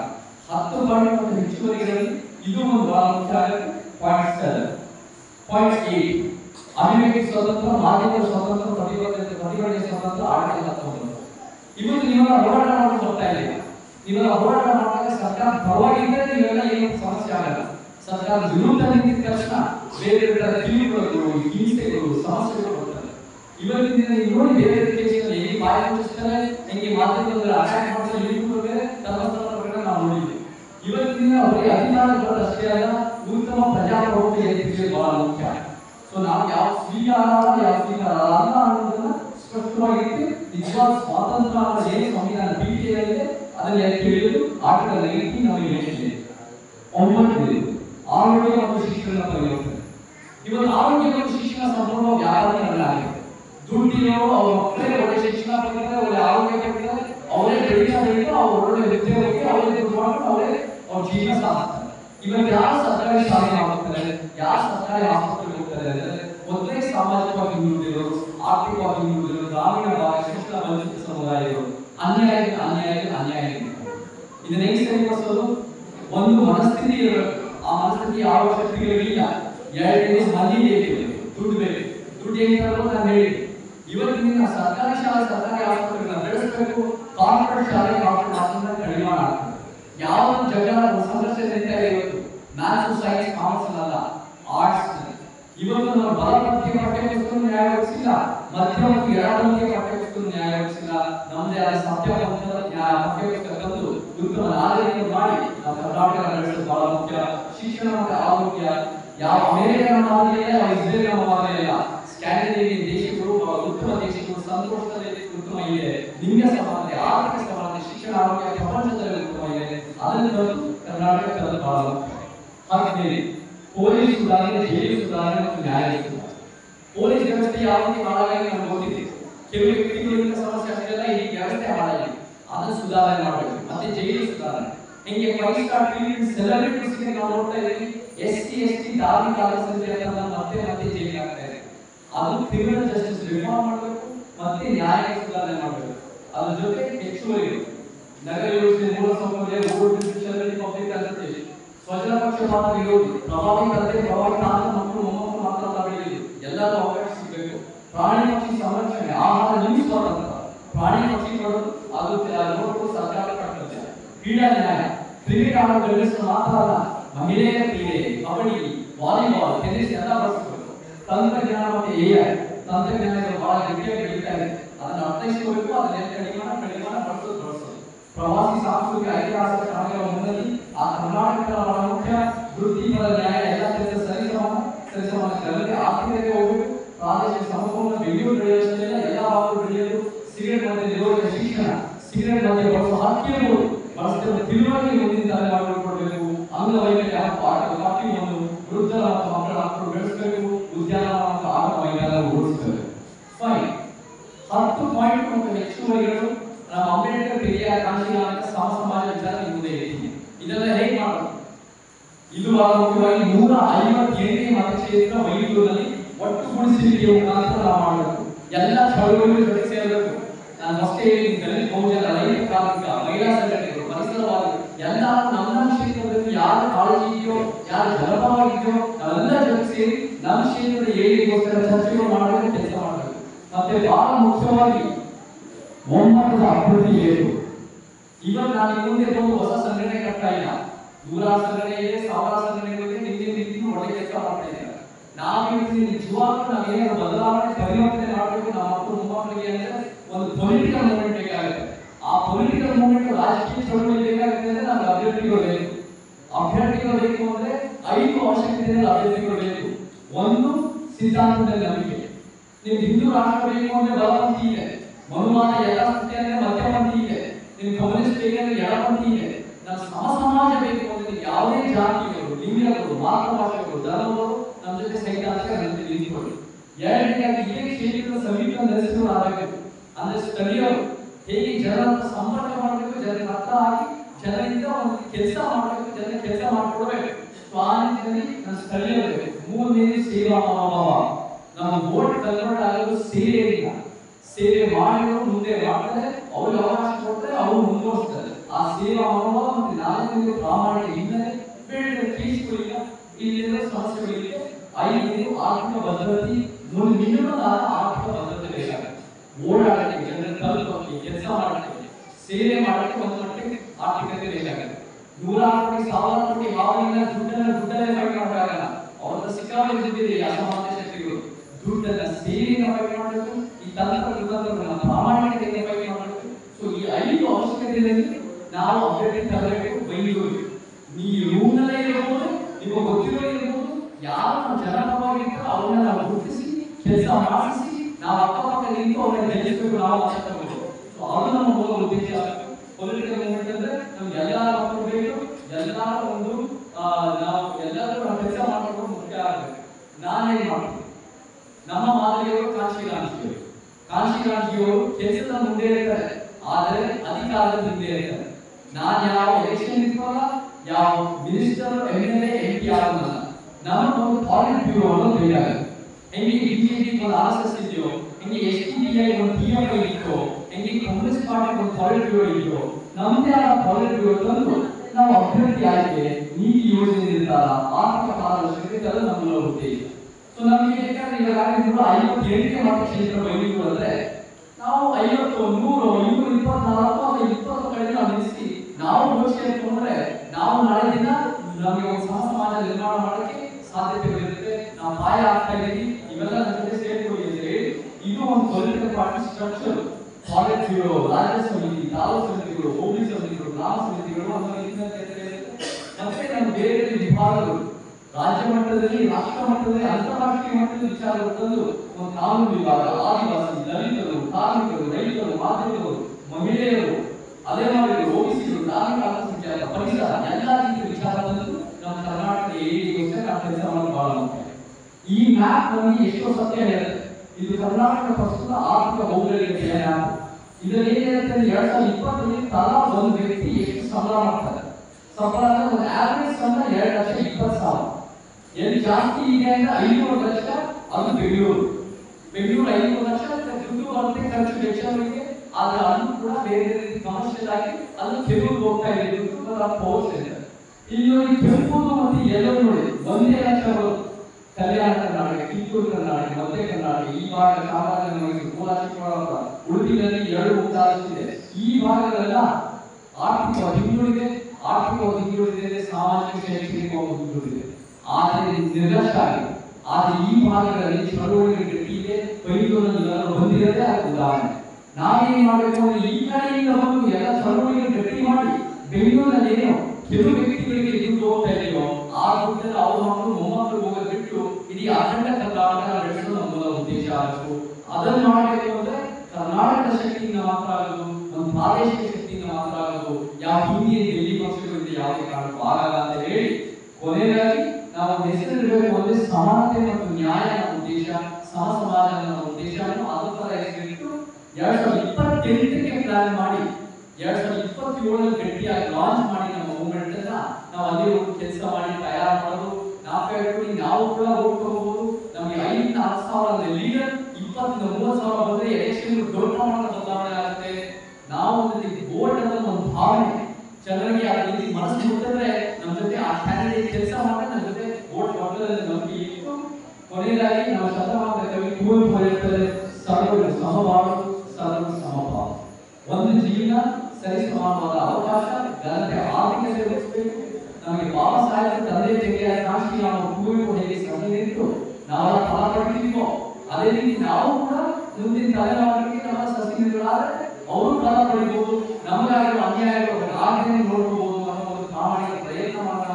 ಸಮ ಸಮಾಜಕರ ಅದೇ ಬಾಬಾ ಸಾಹೇಬ್ ಹೇಳಿದ್ರು, ಅದೇ ನಮ್ಮ ಸಂವಿಧಾನ ಹೇಳಿದ್ರು ಅಂತ ಹೇಳಿ ಇವಾಗ ನಿಮ್ಮಿಂದ ಏನಾದ್ರು ಅಭಿಪ್ರಾಯಗಳು, ನಿಮ್ಮಿಂದ ಪ್ರತಿಕ್ರಿಯೆ, ನಿಮ್ಮಿಂದ ಸಲಹೆ ಸೂಚನೆ, ಅವರ ಪ್ರಶ್ನೆಗಳಿದೆ ಹೇಳಿ ಬೇಕಾಗಿರುತ್ತೆ ಅಂತ ಹೇಳಿ ನಾನು ಮಾತನಾಡ್ತಾ ಇದ್ದೀನಿ. ಇವತ್ತು ಬೈಂದೂರಲ್ಲಿ ಇವರೆಲ್ಲರೂ ಬಂದಿದ್ದ ಧನ್ಯವಾದಗಳು. ಜಗದೀಶ್ ಗಂಗೂಲಿ, ಸತೀಶ್ ಅವರು ಅವರೆಲ್ಲರೂ ಸೇರಿ ಇದನ್ನು ಆಯೋಜನೆ ಮಾಡಿದ ಧನ್ಯವಾದಗಳು ಎಲ್ಲರಿಗೂ. ನಮ್ಮ ಕಾರ್ಯಕ್ರಮದ ಕೇಂದ್ರ ಬಿಂದುವಾಗಿರುವಂತಹ ಮುಖ್ಯ ಅತಿಥಿಗಳಾಗಿರುವ ಚೇತನ್ ಅವರು ಕೇವಲ ನಮ್ಮ ಕಲಾತ್ಮಕ ಪ್ರತಿಭೆಯಿಂದ ಮಾತ್ರವಲ್ಲದೆ ಸಮಾಜ ಸೇವೆಯಲ್ಲಿ ತೊಡಗಿಸಿಕೊಂಡು ಜನರಲ್ಲಿ ಅವರ ಮಾತನ್ನ ಅರ್ಥ ಮಾಡ್ಕೊಳ್ಬೇಕಾದ್ರೆ ಸ್ವಲ್ಪ ಸಮಯ ಬೇಕಾಗುತ್ತೆ. ಆಳವಾದ ಚಿಂತನೆಗೆ ನಿಮ್ಮನ್ನ ಅವರು ಕೊಟ್ಟಿದ್ದಾರೆ. ಆದ್ರೆ ಅದು ಬಹಳ ಪ್ರಬುದ್ಧತೆಯ ಮಾತು. ಅದನ್ನ ನಿಮ್ಮ ಮನಸ್ಸಿನ ಆಳಕ್ಕೆ ಇಳಿಸಿಕೊಂಡು ನಿಧಾನವಾಗಿ ಚಿಂತನ ಮಂಥನ ಮಾಡಿದ್ರೆ ಹೆಚ್ಚಿನ ಅಭಿಪ್ರಾಯಗಳು ಬರಲಿಕ್ಕೆ ಸಾಧ್ಯ ಇದೆ. ಉದಾಹರಣೆಗೆ ನಾವು ಈ ಪ್ರದೇಶದ ಬಗ್ಗೆ ಹೇಳ್ತಾ ಇಲ್ಲ. ನಾವು ನಮ್ಮ ಜನಪ್ರತಿನಿಧಿಗಳನ್ನು ಆಯ್ಕೆ ಮಾಡಿ ಕಳಿಸ್ತೇವೆ. ಸರ್, ಜನಪ್ರತಿನಿಧಿಗಳನ್ನು ಆಯ್ಕೆ ಮಾಡಿ ಕಳಿಸಿದಾಗ ಅವರಿಗಿಂತ ಉತ್ತಮ ಪ್ರತಿಭೆ ಉಳ್ಳವರು, ಹೆಚ್ಚಿನ ವಿದ್ಯಾಭ್ಯಾಸ ಉಳ್ಳವರು, ಸಾಮಾಜಿಕ ಕಳಕಳಿ ಉಳ್ಳವರು ಸಮಾಜದಲ್ಲಿ ತುಂಬಾ ಜನ ಇದ್ದಾರೆ. ಅವರನ್ನು ಆಯ್ಕೆ ಮಾಡುವುದು ನಾವು ಎಷ್ಟೇ ಭಾಷಣವನ್ನು ಇಲ್ಲಿ ಮಾಡಿದ್ರು ಕೂಡ ಸಾಧ್ಯ ಇಲ್ಲ. ಯಾಕೆಂದ್ರೆ ರಾಷ್ಟ್ರೀಯ ಪಕ್ಷಗಳಿಂದ ಟಿಕೆಟ್ ಅನ್ನು ಪಡೆದುಕೊಂಡ್ರೆ ಮಾತ್ರ ಚುನಾವಣೆಯಲ್ಲಿ ಯಶಸ್ಸನ್ನು ಗಳಿಸಿಕೊಳ್ಬಹುದು. ಈ ಪ್ರತಿಭಾವಂತರಿಗೆ ಜನಪ್ರತಿನಿಧಿ ಆಗುವಂತಹ ಅವಕಾಶ ಇರೋದಿಲ್ಲ. ಆ ಬಗ್ಗೆ ಅವರನ್ನ, ಪ್ರತಿಭಾವಂತರನ್ನ, ಸಮಾಜದ ಬಗ್ಗೆ ಕಳಕಳಿ ಉಳ್ಳವರನ್ನ, ಕಾಳಜಿ ಉಳ್ಳವರನ್ನ ಜನಪ್ರತಿನಿಧಿಯಾಗಿ ಕಳಿಸುವುದು ಹೇಗೆ ಅಂತ ಚೇತನ ಸರ್ ಕೇಳ್ತಾ ಇದ್ದೀವಿ. ಇಲ್ಲಿ ಒಳ್ಳೆ ಮಾತು ಹೇಳಿದ್ದಾರೆ. ಮೊದಲನೇದಾಗಿ ಅವರು ಓದಕ್ಕೆ ಬರೆಯಕ್ಕೆ ಬರ್ತಿರ್ಲಿಲ್ಲ. ಆ ಸಂದರ್ಭದಲ್ಲಿ ಬಾಬಾ ಸಾಹೇಬ್ 100 ಜನ ದಲಿತ ಮಕ್ಕಳಿಗೆ ಸಿಕ್ಕಿರೋ ಶಿಕ್ಷಣಕ್ಕೆ ಆಗಿದ್ರು. ಅವರು ಒಂದು ಶಿಕ್ಷಣ ಸಿಕ್ಕಿ, ಯಾಕೆ ಶಿಕ್ಷಣ ಸಿಕ್ತು ಅಂದ್ರೆ ಅವ್ರ ತಂದೆ ತಾಯಿ ಮಿಲಿಟರಿಯಲ್ಲಿದ್ರು, ಮಿಲಿಟರಿ ಅವರ ಮಕ್ಕಳಿಗೆ ಶಿಕ್ಷಣ ಕೊಡ್ತಾ ಇದ್ರು. ಅವಾಗ ಬಾಬಾ ಸಾಹೇಬ್ ಬಹಳ ಚೆನ್ನಾಗಿ ಓದಿ ಫಾರಿನ್ ಹೋಗಿ 100 ವರ್ಷ ಮುಂದೆ ಇದ್ದು ಇಂಗ್ಲಿಷ್ ನಲ್ಲಿ ಬರೆಯೋದು ಮಾಡಿ ಅವರು ವಿಚಾರ ಮಂಡನೆ ಮಾಡಿದ್ರು. ಆದರೂ ಕೂಡ 100 ವರ್ಷ ಮುಂದೆ ಇದ್ದು ಇಂಗ್ಲಿಷ್ ನಲ್ಲಿ ಬರೆದು ಕೂಡ ಅವ್ರು ಮಂಡನೆ ಮಾಡಿರೋ ವಿಚಾರ ಆ 95% ಜನ ಸಾಕ್ಷರತೆ ಇಲ್ಲದೆ ಇರೋ ಸಮಾಜದಲ್ಲಿ ಜನರಿಗೆ ಅರ್ಥ ಆಗಿರೋ ವಿಚಾರ. ಇಲ್ಲಿ ಇವತ್ತಿನ ದಿನ ಎಷ್ಟೋ ಜನ 80%, 75% ಸಾಕ್ಷರತೆ ಇದೆ. ನಮ್ಮೆಲ್ಲರಿಗೂ ಏನ್ ಸರಿ ಏನ್ ತಪ್ಪು ಚೆನ್ನಾಗಿ ಗೊತ್ತಾಗುತ್ತೆ. ಇಲ್ಲಿ ಯಾರು 100 ವರ್ಷ ಮುಂದೆ ಇಲ್ಲ. ಇಲ್ಲಿ ಸಮಾಜ ಅಂದ್ರೆ ಖಂಡಿತ ನಮ್ಗೆ ಅರ್ಥ ಆಗುತ್ತೆ. ಸ್ವಲ್ಪ ಸಮಯ ಆಗ್ಬೋದು, ಆದ್ರೆ ನಾವು ಕೂಡ ಚರ್ಚೆ ಮಾಡ್ತಾ, ಯೋಚನೆ ಮಾಡ್ತಾ ನಮಗೆ ವಿಚಾರಗಳನ್ನ ಖಂಡಿತ ನಮಗೆ ಒಪ್ಪಿಗೆ ಆಗುತ್ತೆ ಅನ್ನೋ ನಂಬಿಕೆ ನನಗಿದೆ. ಅದನ್ನ ಇಟ್ಕೊಂಡು ನಾವೆಲ್ಲ ಸೇರಿ ಅದನ್ನು ಮುಂದುವರಿಸಬಹುದು ಅನ್ನೋ ಭರವಸೆ ನನಗಿದೆ. ಮತ್ತೆ ಎರಡನೇದು ಏನಂದ್ರೆ, ಹೌದು ನಮ್ಗೆ ಉತ್ತಮವಾದ ಅಭ್ಯರ್ಥಿಗಳು ಬೇಕು. ಇವತ್ತು ಒಂದು ದೊಡ್ಡ ಮಟ್ಟದ ರಾಜಕೀಯ ಪರಿವರ್ತನೆ ಬೇಕು ಅಂದ್ರೆ ನಮ್ಗೆ ಅಭ್ಯರ್ಥಿಗಳು ಬೇಕು. ಆ ಅಭ್ಯರ್ಥಿಗಳ ಅವಶ್ಯಕತೆ ಏನೇನಿರಬೇಕು ಅಂತ ನಾನು ಹೇಳಿದ್ದೀನಿ. ಆದ್ರೆ ಯಾರ ಕಡೆಯಿಂದ ಬರ್ಬೇಕು ಅಭ್ಯರ್ಥಿ ಅಂದ್ರೆ, ಯಾರ ಸಿಕ್ಕಾಪಟ್ಟೆ ದುಡ್ಡಿರುತ್ತೆ ಒಂದು ಪಕ್ಷಕ್ಕೆ ಕೂರ್ಚಂದ್ರೆ ಅಲ್ಲ. ಯಾರು ಒಂದು ರೀತಿ ನಮ್ಮ ಮುಖ್ಯಮಂತ್ರಿ, ಉಪಮುಖ್ಯಮಂತ್ರಿ ಜಾತಿ ತಕ್ಕಂತೆ ಇರೋರಲ್ಲ. ನಮಗೆ ಯಾರು ಬರಬೇಕು ಅಂದ್ರೆ, ಯಾರು ನಮ್ಮ ಕ್ಷೇತ್ರದಲ್ಲಿ ಸಮಾಜಮುಖಿಯಾಗಿ ಜನರ ಜೀವನ ಉತ್ತಮಗೊಳಿಸ್ತಾರೆ ಅವರೇ ಟಿಕೆಟ್ ಕೊಡೋದು. ಅವರೇ ಟಿಕೆಟ್ ಕೊಡಬೇಕು ಅಂದ್ರೆ ನೀವೆಲ್ಲ ಚಳವಳಿಗಾರರು, ಹೋರಾಟಗಾರತಿಯರು, ಸಮಾಜಮುಖಿ ಚಿಂತಕರು, ನಿಮ್ಮಿಂದ ವ್ಯಕ್ತಿಗಳನ್ನ ಆಯ್ಕೆ ಮಾಡಿ ನಾವು ಜನರ ಹತ್ರ ಹೋಗಿ ಕೆಲಸ ಮಾಡಬೇಕು.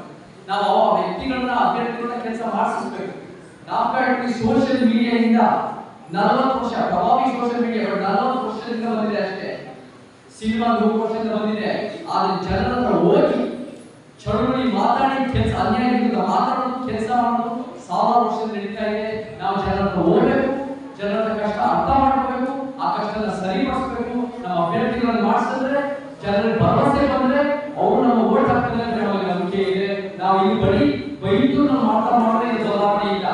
ಅಖಂಡ ಕರ್ನಾಟಕದಲ್ಲಿ, ಇಡೀ ಕರ್ನಾಟಕದ 224 ಮತಕ್ಷೇತ್ರದಲ್ಲೂ ಕೂಡ ಒಂದು ಸೈದ್ಧಾಂತಿಕ ನೆಲೆಗಟ್ಟು, ಸಮಾಜ ಸಿದ್ಧಾಂತ. ಇದು ಯಾವ ವ್ಯಕ್ತಿ ಕೇಂದ್ರಿತ ಅಲ್ಲ, ಇದು ಯಾವ ಲೀಡರ್ ಕೇಂದ್ರಿತ ಅಲ್ಲ. ನಮ್ಮ ಸಿದ್ಧಾಂತಗಳು ಯಾವಾಗಲೂ ಕೂಡ ನಿಸ್ವಾರ್ಥವಾಗಿ ಒಂದು ಪರಿವರ್ತನೆ ನಿಂತಿರೋದು. ಅದು ಬಾಬಾ ಸಾಹೇಬ್ ಪ್ರದೇಶ ಕಾಶಿನಾಶಿಯವರು ನಮಗೆ ತೋರಿಸ್ಕೊಟ್ಟಿದ್ದಾರೆ. ಅದೇ ನಮ್ಮ ಕರ್ನಾಟಕಕ್ಕೆ ಬೇಕಾಗುತ್ತೆ ಅಂತ ಹೇಳಿ ನಿಮ್ಮಿಂದ ಬಗ್ಗೆ ಅಭ್ಯರ್ಥಿ ಬೈದು ನನ್ನ ಗೊತ್ತಿರೋ ನೀವು ನಿಲ್ಲಿಸಿ ಓಟ್ ಹಾಕಿ 2 ಮುಂಚೆ ಬರ್ತಾ ಇಲ್ಲ, 3 ವರ್ಷ ಮುಂಚೆ ಬಂದು ನಿಮ್ಮಿಂದ ಬಂದು ನಮಗೆ ಕೆಲಸ ಮಾಡಿಸ್ಬೋದು. 22 33ರಲ್ಲಿ ನಮಗೆ ಒಂದು ರೀತಿ ಘೋಷಣೆ ಬರಬಹುದು ಅಂತ ನಾವು ಜನರಿಗೆ ಭರವಸೆ ಮೂಡಿಸುವ ಸಾಧ್ಯತೆ ಇದೆ. ಅದರ ಜೊತೆಗೆ ಸೇರಿ ಮಾಡೋಣ ಅಂತ ಹೇಳ್ತೀನಿ.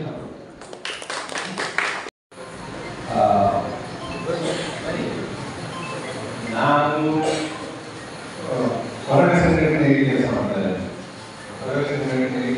ಇದ್ದೇನೆ. ಬಹಳ ಮುಖ್ಯವಾಗಿ ನೀವು ಸಮಾನತೆಯ ಸಮಾಜವಾದಿಗಳನ್ನ ಕಟ್ಟಬೇಕು ಅಂತಕ್ಕಂತಹ ಆಲೋಚನೆಯಲ್ಲಿ ಮಾತಾಡಿದರೆ ಅದು ಅದ್ಭುತವಾದಂತಹ ಪರಿಕಲ್ಪನೆ. ನೀವು ಬಹಳ ಖುಷಿ ಆಯ್ತು ನಿಮ್ಮ ಪರಿಕಲ್ಪನೆ. ಆದರೆ ಇವತ್ತಿನ ಸಮಾಜದಲ್ಲಿ, ಇವತ್ತಿನ ಪರಿಸ್ಥಿತಿ ಏನು ಒಂದು ಶಬ್ದ ಇದೆ, ಬಂದವರ ತಾಯಿಗಳು.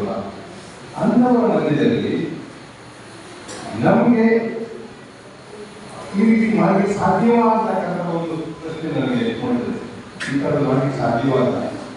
ಆದರೆ ಇವತ್ತು ಬೆಳಗ್ಗೆ ನಾವು ಮಾತನಾಡುವಾಗ ನಾವು ಮೀಟಿಂಗ್ ಇಟ್ಟಿದ್ರೆ ನಮಗೆ 7% ಎಸ್ಟಿಗೆ ಮೀಸಲಾತಿ ನೀಡಿದ್ದೀರಿ ನೀವು, ಆ 7% ಒಳಗೆ ನಮಗೆ ಹೋರಾಟ ಮಾಡಲಿಕ್ಕೆ ಆಗುತ್ತಿಲ್ಲ. ಯಾಕಂದ್ರೆ ಬಲಿಷ್ಠರಾದಂಥ ಎಸ್ಟಿ ಸಮುದಾಯ ಈ 51 ಇದ್ದಾರೆ. ಈ ಹೊರಗಡೆ ಸ್ವಲ್ಪ ಜನ ಹಾಗಾಗಿ ನಾವು 1% ಅನ್ಕೊಳ್ಳಿ ಅಂತಕ್ಕಂಥ ಇರೋಣ ತೋರಿಸಬೇಕು ಅಂತಕ್ಕಂಥ ಒಂದು ಭಾವನೆ ಇದೆ. ಮತ್ತೊಂದು ಏನಂದ್ರೆ ನಾವು ಈಗಾಗಲೇ ಒಂದು ಕಡೆ ಇದ್ದೇವೆ, ರಾಜಕೀಯ ಒಂದು ಪಕ್ಷದಲ್ಲಿ ಇರ್ತೇವೆ. ಹಾಗಾಗಿ ಇದನ್ನೆಲ್ಲ ಒಂದು ತುಂಬಾ ಗೊತ್ತಿದ್ದಾರೆ. ನಮಗೆ ನಿಮ್ಮ ಇದನ್ನ ಅರ್ಥ ಮಾಡ್ಕೊಳ್ಳಿಕ್ಕೆ ತುಂಬಾ ಟೈಮ್ ಇದೆ ನಮಗೆ, ಅದನ್ನ ಹೋಗಿ ಮಾಡ್ಕೊಳ್ಳಿಕ್ಕೆ. ಆ ದೃಷ್ಟಿಯಿಂದ ನಾವು ಮತ್ತೆ ಮಾತನಾಡಲು ತಿಳ್ಕೊಳ್ಳಿ ಸಾಧ್ಯ ಆಗ್ತದೆ. ನಿಮಗೆ ನಿಮ್ಮ ಹೋರಾಟಕ್ಕೆ ನಾವು ಕೂಡ ಜೊತೆಗೆ ಇರ್ತಕ್ಕಂಥ ಮಾತನಾಡಿ ಅವಕಾಶಕ್ಕಾಗಿ ನೀವು ಹೊಂದಿಸಿ ನಾನು ಮಾತನ್ನು ಸಾಧ್ಯ. ಸೊ ನಾವು ಪ್ರಾಮಾಣಿಕ ಪ್ರಯತ್ನ ಮಾಡೋಣ. ನಾನು ಕೂಡ ಯುವಕ ಸಮುದಾಯ ಜೊತೆ ಅಜ್ಜನ ವಿರುದ್ಧ ನಾನು ಕೆಲಸ ಮಾಡ್ತೀನಿ. ನಾನು ಕೂಡ ಎಸ್ಟಿ ಒಳಗಿಸಲಾಗುವಾಗ ಎಸ್ಟಿ ವರ್ಗದಲ್ಲಿ ಎಸ್ಟಿನ ಕೂಡ ಒಳಗಿಸಲಾಗಬೇಕು ಅಂತ ನಾನು ಮಾತಾಡ್ತೀನಿ. ಅದು ಕೂಡ ಸಮಾಜದ ಗಾಯ ಬರ್ತದೆ. ನಾವು ಎಲ್ಲರಿಗೂ ಮತ್ತೆ ನಮ್ಮ ಜಗದೀಶ್ ಅವರು ಕೋವಿಡ್ ಸಂದರ್ಭದಲ್ಲಿ ಅನೇಕ ರೀತಿಯಲ್ಲಿ ವಿತರಣೆ ಮಾಡಿ ಅದರ ಜೊತೆಗೆ ಸೇರಿ ಕೆಲಸ ಮಾಡಿದ್ವಿ. ನಾವು ಕೂಡ ಖಂಡಿತ ನಾವು ಎಲ್ಲರಿಗೂ ಯುವಕ ಸಮುದಾಯ ಮತ್ತೆ ಎಲ್ಲ ಅನ್ಯಾಯಕ್ಕೆ ಒಳಗಾಗಿ ಸಮುದಾಯಗಳು ಅನ್ಯಾಯದ ವ್ಯವಸ್ಥೆ ವಿರುದ್ಧ ನಾವು ನಿಂತ್ಕೊಳ್ಳೋಣ. ಇವತ್ತಿನ ದಿನ ನೀವು ಹೇಳಿದಂಗೆ ಅನಿವಾರ್ಯತೆಯಿಂದ ಬೇರೆ ಬೇರೆ ಪಕ್ಷಗಳ ಜೊತೆ ಸೇರಿದ್ದಾರೆ. ನೀವೆಲ್ಲ ಸೇರಿದ್ದೀವಿ ಓಟ್ ಹಾಕಲಿಕ್ಕೆ ಸಹಜ. ಆದ್ರೆ ನಾನು ಎಲ್ಲೇ ಹೋಗೋದು ಯಾವ ರೀತಿಯಲ್ಲಿ ಹೋಗೋದು ಜನ ಹೇಳ್ತಾರೆ ನನಗೆ ಈ ಪಕ್ಷಗಳ ಮೇಲೆ ಭರವಸೆಯಿಂದ ನಾನು ಓಟ್ ಹಾಕಿಲ್ಲ, ಬೇರೆ ಆಪ್ಷನ್ಗಳು ಇಲ್ಲ ಅನ್ನೋ ಕಾರಣಕ್ಕೆ, ಬೇರೆ ಪ್ಲಾಟ್ಫಾರ್ಮ್ ಇಲ್ಲ ಅನ್ನೋ ಕಾರಣಕ್ಕೆ ಅನಿವಾರ್ಯತೆಯಿಂದ ಓಟ್ ಹಾಕಿದ್ದೀನಿ. ನೀವಾದರೂ ಯಾವುದು ನಮ್ಗೆ ಉತ್ತಮವಾದ ಅಭ್ಯರ್ಥಿ ಇರ್ತಾರೆ, ನಮಗೂ ರೀಚ್ ಮಾಡಿಸಿದ್ರೆ, ಕೆಲಸ ಮಾಡಿಸಿದ್ರೆ ನಮಗೂ ಭರವಸೆ ಬರುತ್ತೆ. ನಾವು ಓಟ್ ಹಾಕ್ತೀವಿ, ಕೆಲಸ ಮಾಡ್ತೀವಿ ಅಂತ ಕೂಡ ನಂಬಿಕೆ ಕೊಟ್ಟಿದೆ. ಸೊ ನಮಗೂ ಕೂಡ ಅದು ಸಾಧ್ಯ ಉಳಿದಿದೆ. ಅನ್ನತವಾಗಿ ನಾಳೆ ದಿನವೇ ನಾವು ಅಧಿಕಾರ ಮಾಡ್ಕೊಂಡು ಇದು ಒಂದು ಇವೆಲ್ಲ ಮಾಡಿದ ಕೆಲಸಗಳನ್ನ ನಾವರ ಜೊತೆಗೆ ಸೇರಿ ಅದನ್ನು ಮುಂದೆ ತಗೊಂಡು ಹೋಗಿ ಒಂದು ಅರಣ್ಯ ಸೇವೆ ಸೇರಿ ನಮ್ಮ ರೀತಿ ಕೆಲಸ ಮಾಡ್ತಾ ಹೋಗೋಣ. ನಾಳೆ ದಿನ 50 ವರ್ಷ ಆಗಲಿ 150 ವರ್ಷ ಆಗಲಿ ನಾವು ಭಯ ಆಗ್ತದೆ. ನಾನು ಜಾಸ್ತಿ ವಾಪಸ್ ಕೊಡಬೇಕು, ಜಾಸ್ತಿ ಬಂದಿದ್ರೆ ಜಾಸ್ತಿ ಪಡಿಬೇಕು. ಅದೇ ನ್ಯಾಯ ಬರಬೇಕಂದ್ರೆ ಬರೀ ಭಾಷಣ ಮಾಡೋದಷ್ಟೇ ನಾವು ದುಡಿದ್ರೆ ನಡೆಯೋದಾಗಬೇಕು. ಸೊ ಆ ನಿಟ್ಟಿನಲ್ಲಿ ನಾವು ಪ್ರಾಮಾಣಿಕ ಪ್ರಯತ್ನ ಮಾಡ್ತಾ ಇದ್ದೇವೆ. ನೀವು ಜೊತೆಗೆ ನಿಮ್ಮ ಒಂದು ಸಲಹೆ, ನಿಮ್ಮ ಒಂದು ಅನುಭವ ಬೇಕಾಗುತ್ತೆ.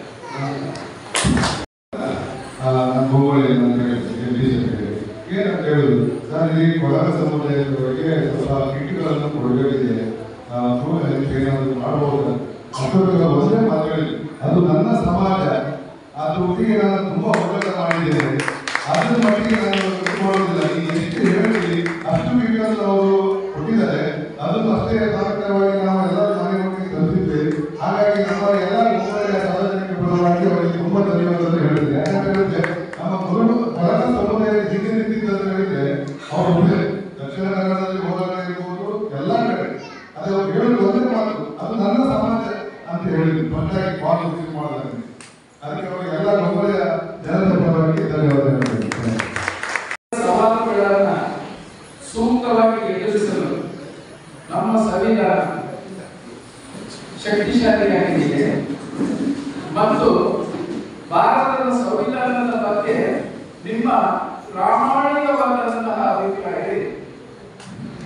ನಾವು ಸಂವಿಧಾನದ ಪರಾವಲಂಬನೆಯಲ್ಲಿ ಭಾಷಣಗಳು ಮಾತಾಡ್ತಾರೆ, ಪೂಜೆ ಮಾಡ್ತಾರೆ, ಅವರು ಜಾತ ಮಾಡಿ ಕಟ್ಟ ಪಾಠ ಮಾಡಿ ಬೇರೆ ಮಾಡ್ತಾರೆ ಪೀಠಿಗೆ. ಆದರೆ ನಾವು ಪರ್ಯಾಯ ತಂದು ನಾವು ಜನರ ಮುಂದೆ ಇರಬೇಕು ಅಂದ್ರೆ ಸಂವಿಧಾನದ ಮೂಲ ಆಶಯಗಳನ್ನ ನಮ್ಮ ರೀತಿಯಲ್ಲಿ ಯಾವುದು ಜನಪರ ರೀತಿಯಲ್ಲಿ ಒಂದು ಉತ್ತಮ ಸಮಾಜ ರೀತಿಯಲ್ಲಿ ವ್ಯಾಖ್ಯಾನಿಸಬೇಕು, ಇಂಟರ್ಪ್ರೆಟ್ ಮಾಡಬೇಕು. ನಾವು ಇಂಟರ್ಪ್ರೆಟ್ ಮಾಡೋದು ಸಂವಿಧಾನದ ಪೀಠಿಗೆ ಆ ಕ್ರಿಯಾಪದನ್ನ ಒಂದು ಸಮ ಸಮಾಜ ದೃಷ್ಟಿಯಿಂದ ನಾವು ಇಂಟರ್ಪ್ರೆಟ್ ಮಾಡೋಣ. ಬಾಬಾ ಸಾಹೇಬ್ ಅವರ ಜೀವಮಾನದಲ್ಲಿ ಸಂವಿಧಾನ ಒಂದು ರಾಜಕೀಯ ಚೇರ್ ಆಗಿದ್ದಾಗ ಅವುಗಳನ್ನ ಯಾರನ್ನು ಮೆಚ್ಚಿಸಬೇಕಾಗಿತ್ತು, ಒಪ್ಪಿಸಬೇಕಾಗಿತ್ತು, ಸೂಚಿಸಬೇಕಾಗಿತ್ತು, ಒಪ್ಪಿಸಬೇಕಾಗಿತ್ತು ಅಂದ್ರೆ ಅಲ್ಲಿ ನಿಂತಿರೋ ಆರ್ಯ ಸಮಾಜಿಸ್ಟು, ಬ್ರಾಹ್ಮಣ ಸಮಾಜಿಸ್ಟು, ಕಮ್ಯುನಿಸ್ಟು, ಕಾಂಗ್ರೆಸ್ಸು, ಚಿಕ್ಕಪುಟ್ಟ ಹಿಂದುತ್ವವಾದಿಗಳು, ಸೋಷಿಯಲಿಸ್ಟು ಎಲ್ಲರೂ ಕೂಡ ಇದೆ. ಬಾಬಾ ಸಾಹೇಬ್ಗೆ ಅವರಿಗೆ ಎಲ್ಲ ಇಷ್ಟಪಡೋದೆಲ್ಲ ಅವ್ರು ಒಳಗಾಗಕ್ಕಾಗಿಲ್ಲ ಸಂವಿಧಾನದಲ್ಲಿ. ಅವ್ರಿಗೆ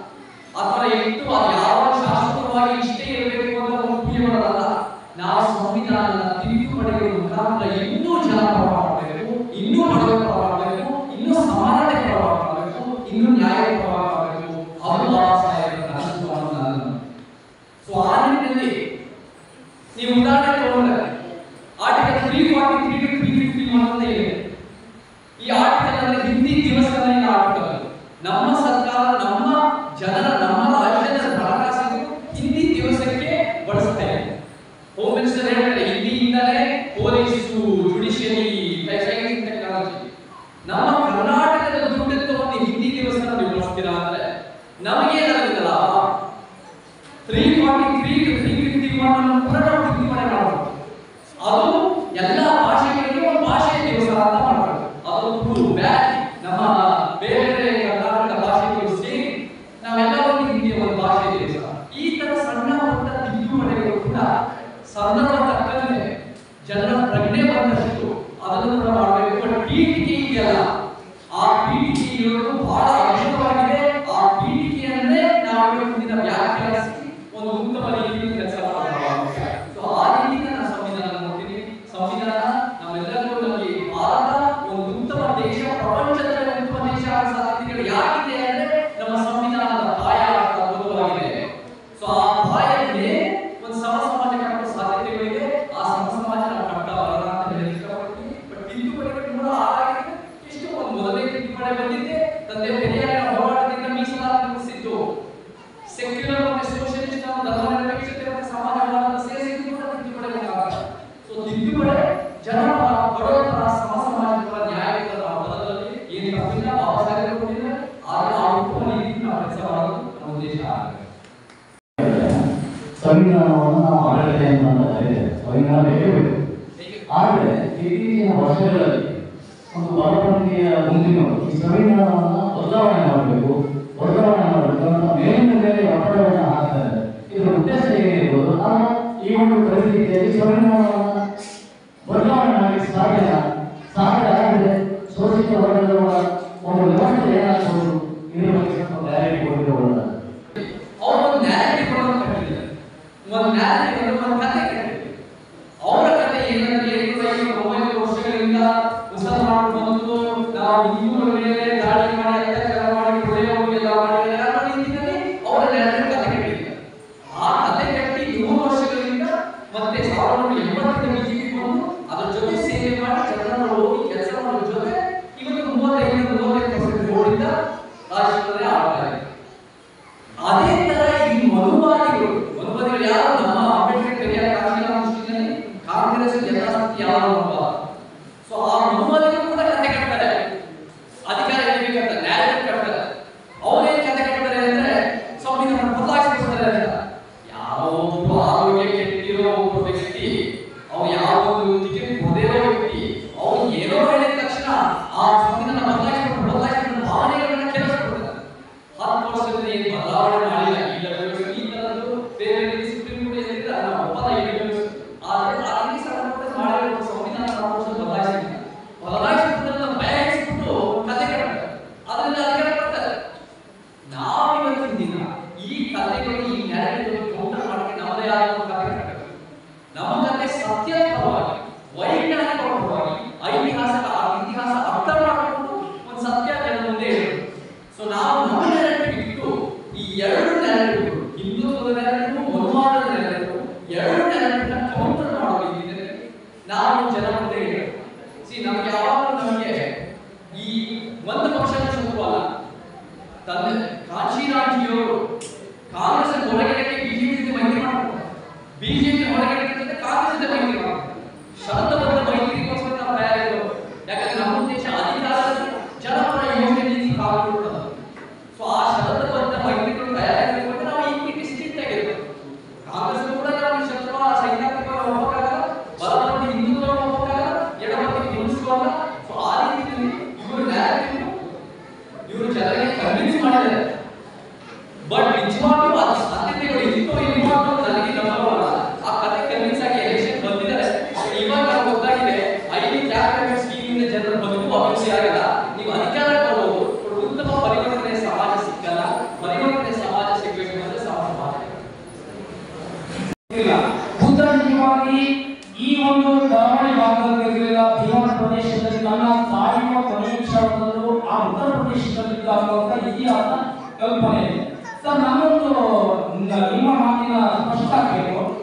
ಈ ಇತಿಹಾಸವನ್ನ ಸಿಂಧೂ ನದಿ ಬಯಲಿನ ನಾಗರಿಕತೆಯ ನಮ್ಮ ದೇಶವನ್ನ ಈ ಆಳಿದಂತ ಎಷ್ಟೋ ರಾಜಮನೆತನಗಳಿರ್ಬೋದು. ಆದರೆ ಈ ಪರಶುರಾಮ ಸೃಷ್ಟಿಗೆ ನ್ಯಾಯ ಕೊಟ್ಟಂತ ಒಬ್ಬ ಏಕೈಕ ರಾಜ ಮತ್ತು Indian constitution, Indian fundamental rights ಬದಲಿಗೆ ಮತ್ತು ಸಮಾನತೆಗಾಗಿ ಹೋರಾಟ ಮಾಡಿದ ಒಬ್ಬ ವ್ಯಕ್ತಿ ಅಂತ ಹೇಳ್ತಾರೆ. 2000 ವರ್ಷದ ಯುದ್ಧದ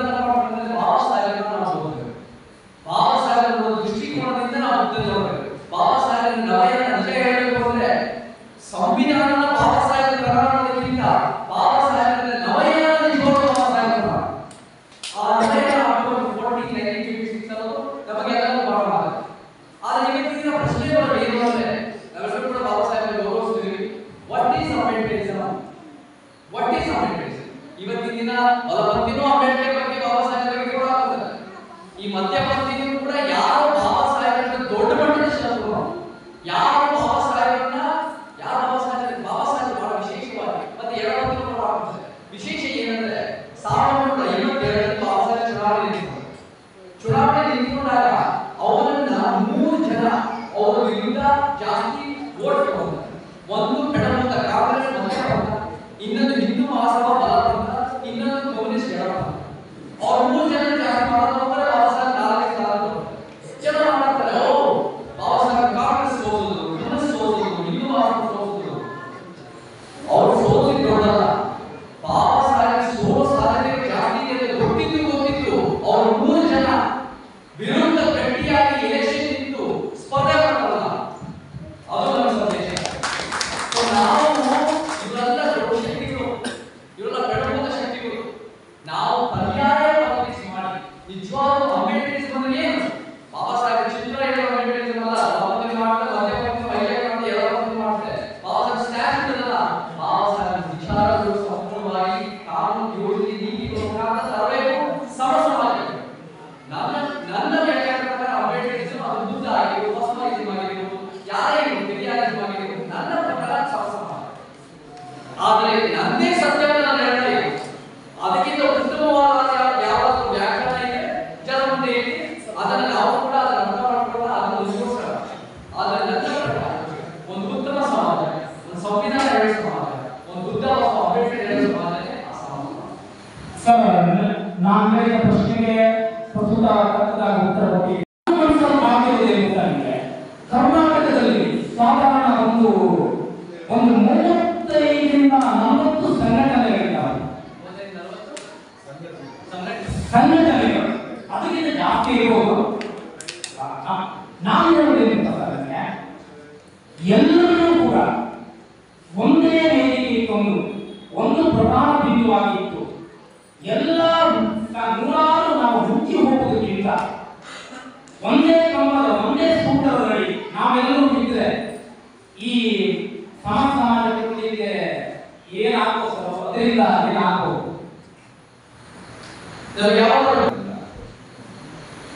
ನಮಗೆ ಇವತ್ತು ಬೇರೆ ಸಂಘಟನೆಗಳಾಗಿರೋ ಸಮಸ್ಯೆ ಅಲ್ಲ.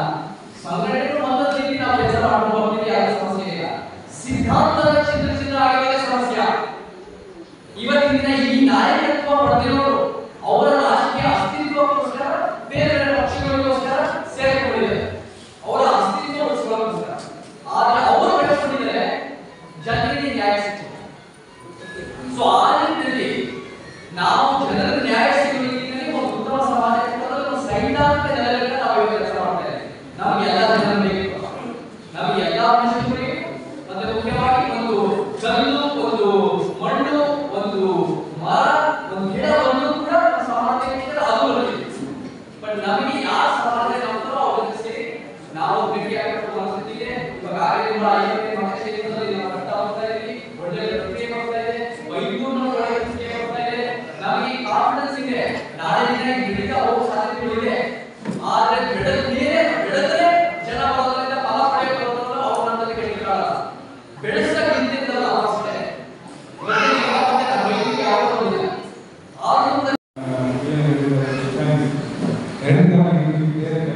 ನಾವು ಈಗ ಎದುರು ಇರುವಾಗ ನಾವು ಹೋಗಿಕೊಂಡ್ರೆ ಅದರಿಂದ ಭವಿಷ್ಯವನ್ನು ನಾವು ಹೋಗ್ತೇವೆ. ನಾವು ಆಡಿಯನ್ಸ್ ಈಗ ಏನೆಲ್ಲ ಹೇಳಿದ್ದಾರೆ ಅದು ನಾವು ಕೇಳಿದ್ದೇವೆ. ಒಂದು ಆ ಥಿಯೋರಿಟಿಕಲಿ ನಾವು ಹೋಗದೆ ಪ್ರಾಕ್ಟಿಕಲಿ ಹೋಗಬೇಕು, ಆವಾಗ ನಾವು ಮುಂದುವರಿಸಲಿಕ್ಕೆ ಸಾಧ್ಯ. ಇದೊಂದು ಮಾತು ಹೇಳಿ ನಾನು ಇಲ್ಲಿಂದ ಹಮ್ಮಿಕೊಂಡಿರುವ ಉದ್ದೇಶ ಯಾವುದಂದ್ರೆ ಎಲ್ಲರೂ ಸಮಾನರಾಗಿರಬೇಕು ಅನ್ನೋ ಉದ್ದೇಶದಿಂದ ನಮ್ಮ ಜಯಲಲಿತರು ಹಮ್ಮಿಕೊಂಡಿದ್ದಾರೆ. ಈ ಒಂದೇ ಅಲ್ಲ, ಪ್ರತಿಯೊಂದು ಕಡೆಯೂ ಕರ್ನಾಟಕ ರಾಜ್ಯದ ಪ್ರತಿಯೊಂದು ಕಡೆ ಇಂಥ ಒಂದು ಕಾರ್ಯಕ್ರಮ ಹಮ್ಮಿಕೊಂಡು ಅವರ ಒಂದು ಇನ್ವೆಸ್ಟ್ಮೆಂಟ್, ಅವರ ಹಣ ಸಮಯ ಎಲ್ಲ ಲೆಕ್ಕ ಮಾಡಿಕೊಂಡು ಅವರು ನಮಗೋಸ್ಕರ ಎಲ್ಲ ಕಡೆಯಲ್ಲೂ ಒಂದು ಈ ರೀತಿಯ ಕಾರ್ಯಕ್ರಮ ಮಾಡ್ತಾ ಇದ್ದಾರೆ. ಅವರಿಗೆ ಮೊದಲಿಗೆ ನಾವು ಕಲಿಸಬೇಕು. ಹಾಗೆ ಪ್ರಶ್ನೆಗಳು ಬೇಕಿದೆ ಹೇಳಬೇಕು. ಹಾಗೆ ಮುಂದಿನ ಕಾರ್ಯಕ್ರಮ ಅತ್ಯಂತ ಕಾಲದಿಂದಲೂ ಹುಟ್ಟು ನಾವು ನೀಡುವ ಇವತ್ತಿನ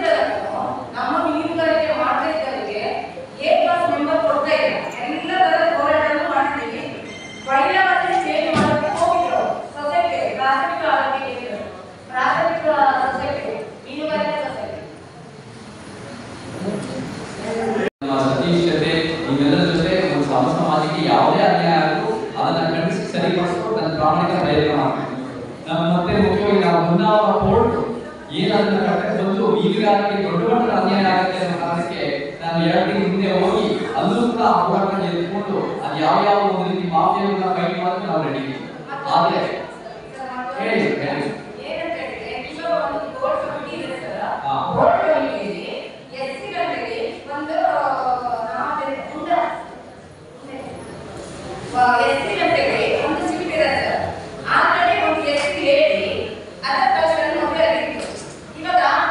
ಅನ್ಯಾಯ ಅಲ್ಲ, ಈ ವ್ಯವಸ್ಥೆನೇ ಹಾಳಾಗಿದೆ, ಅನೇಕರು ನಿಮ್ಮಾಗಿ ಅನ್ಯಾಯ ಆಗಿದೆ.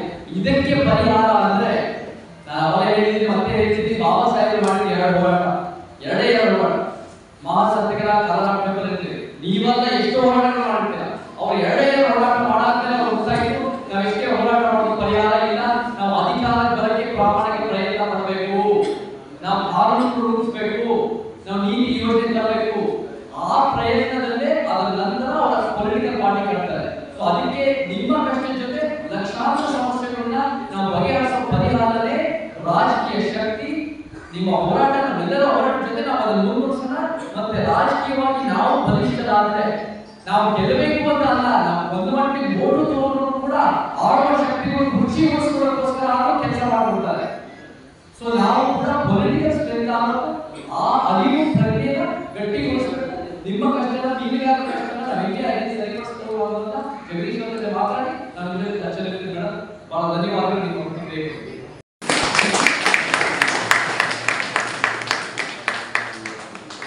ಸಮಾಜದಲ್ಲಿರುವ ಸಮಾನತೆಯರು ಸಮಾನತೆಗಾಗಿ ಪ್ರಾಮಾಣಿಕವಾಗಿ ಹೋರಾಡಲು ಪ್ರೇರೇಪಿಸುತ್ತಿದೆ ಎಂದು ಎಲ್ಲರ ಪರವಾಗಿ ಹೇಳಲು ಪ್ರಯತ್ನಿಸುತ್ತಿದೆ.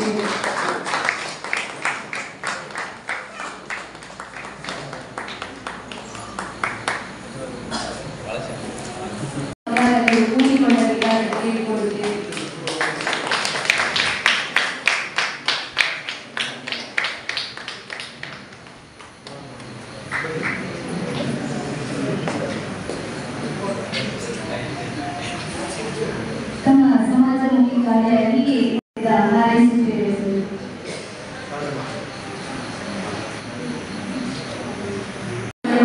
ತಮ್ಮ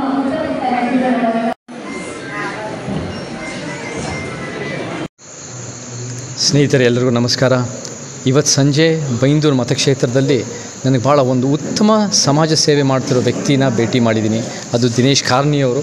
ದಿನೇಶ್ ಕಾರ್ನಿಯವರು 20-25 ವರ್ಷಗಳಿಂದ ಮುಳುಗೋಗಿರೋ ಬಾಡಿಗಳು ಯಾವುದೇ ಕಂಡೀಷನಲ್ಲಿದ್ರೂ ಅದನ್ನು ಹೊರಗೆ ತಂದಿದ್ದಾರೆ.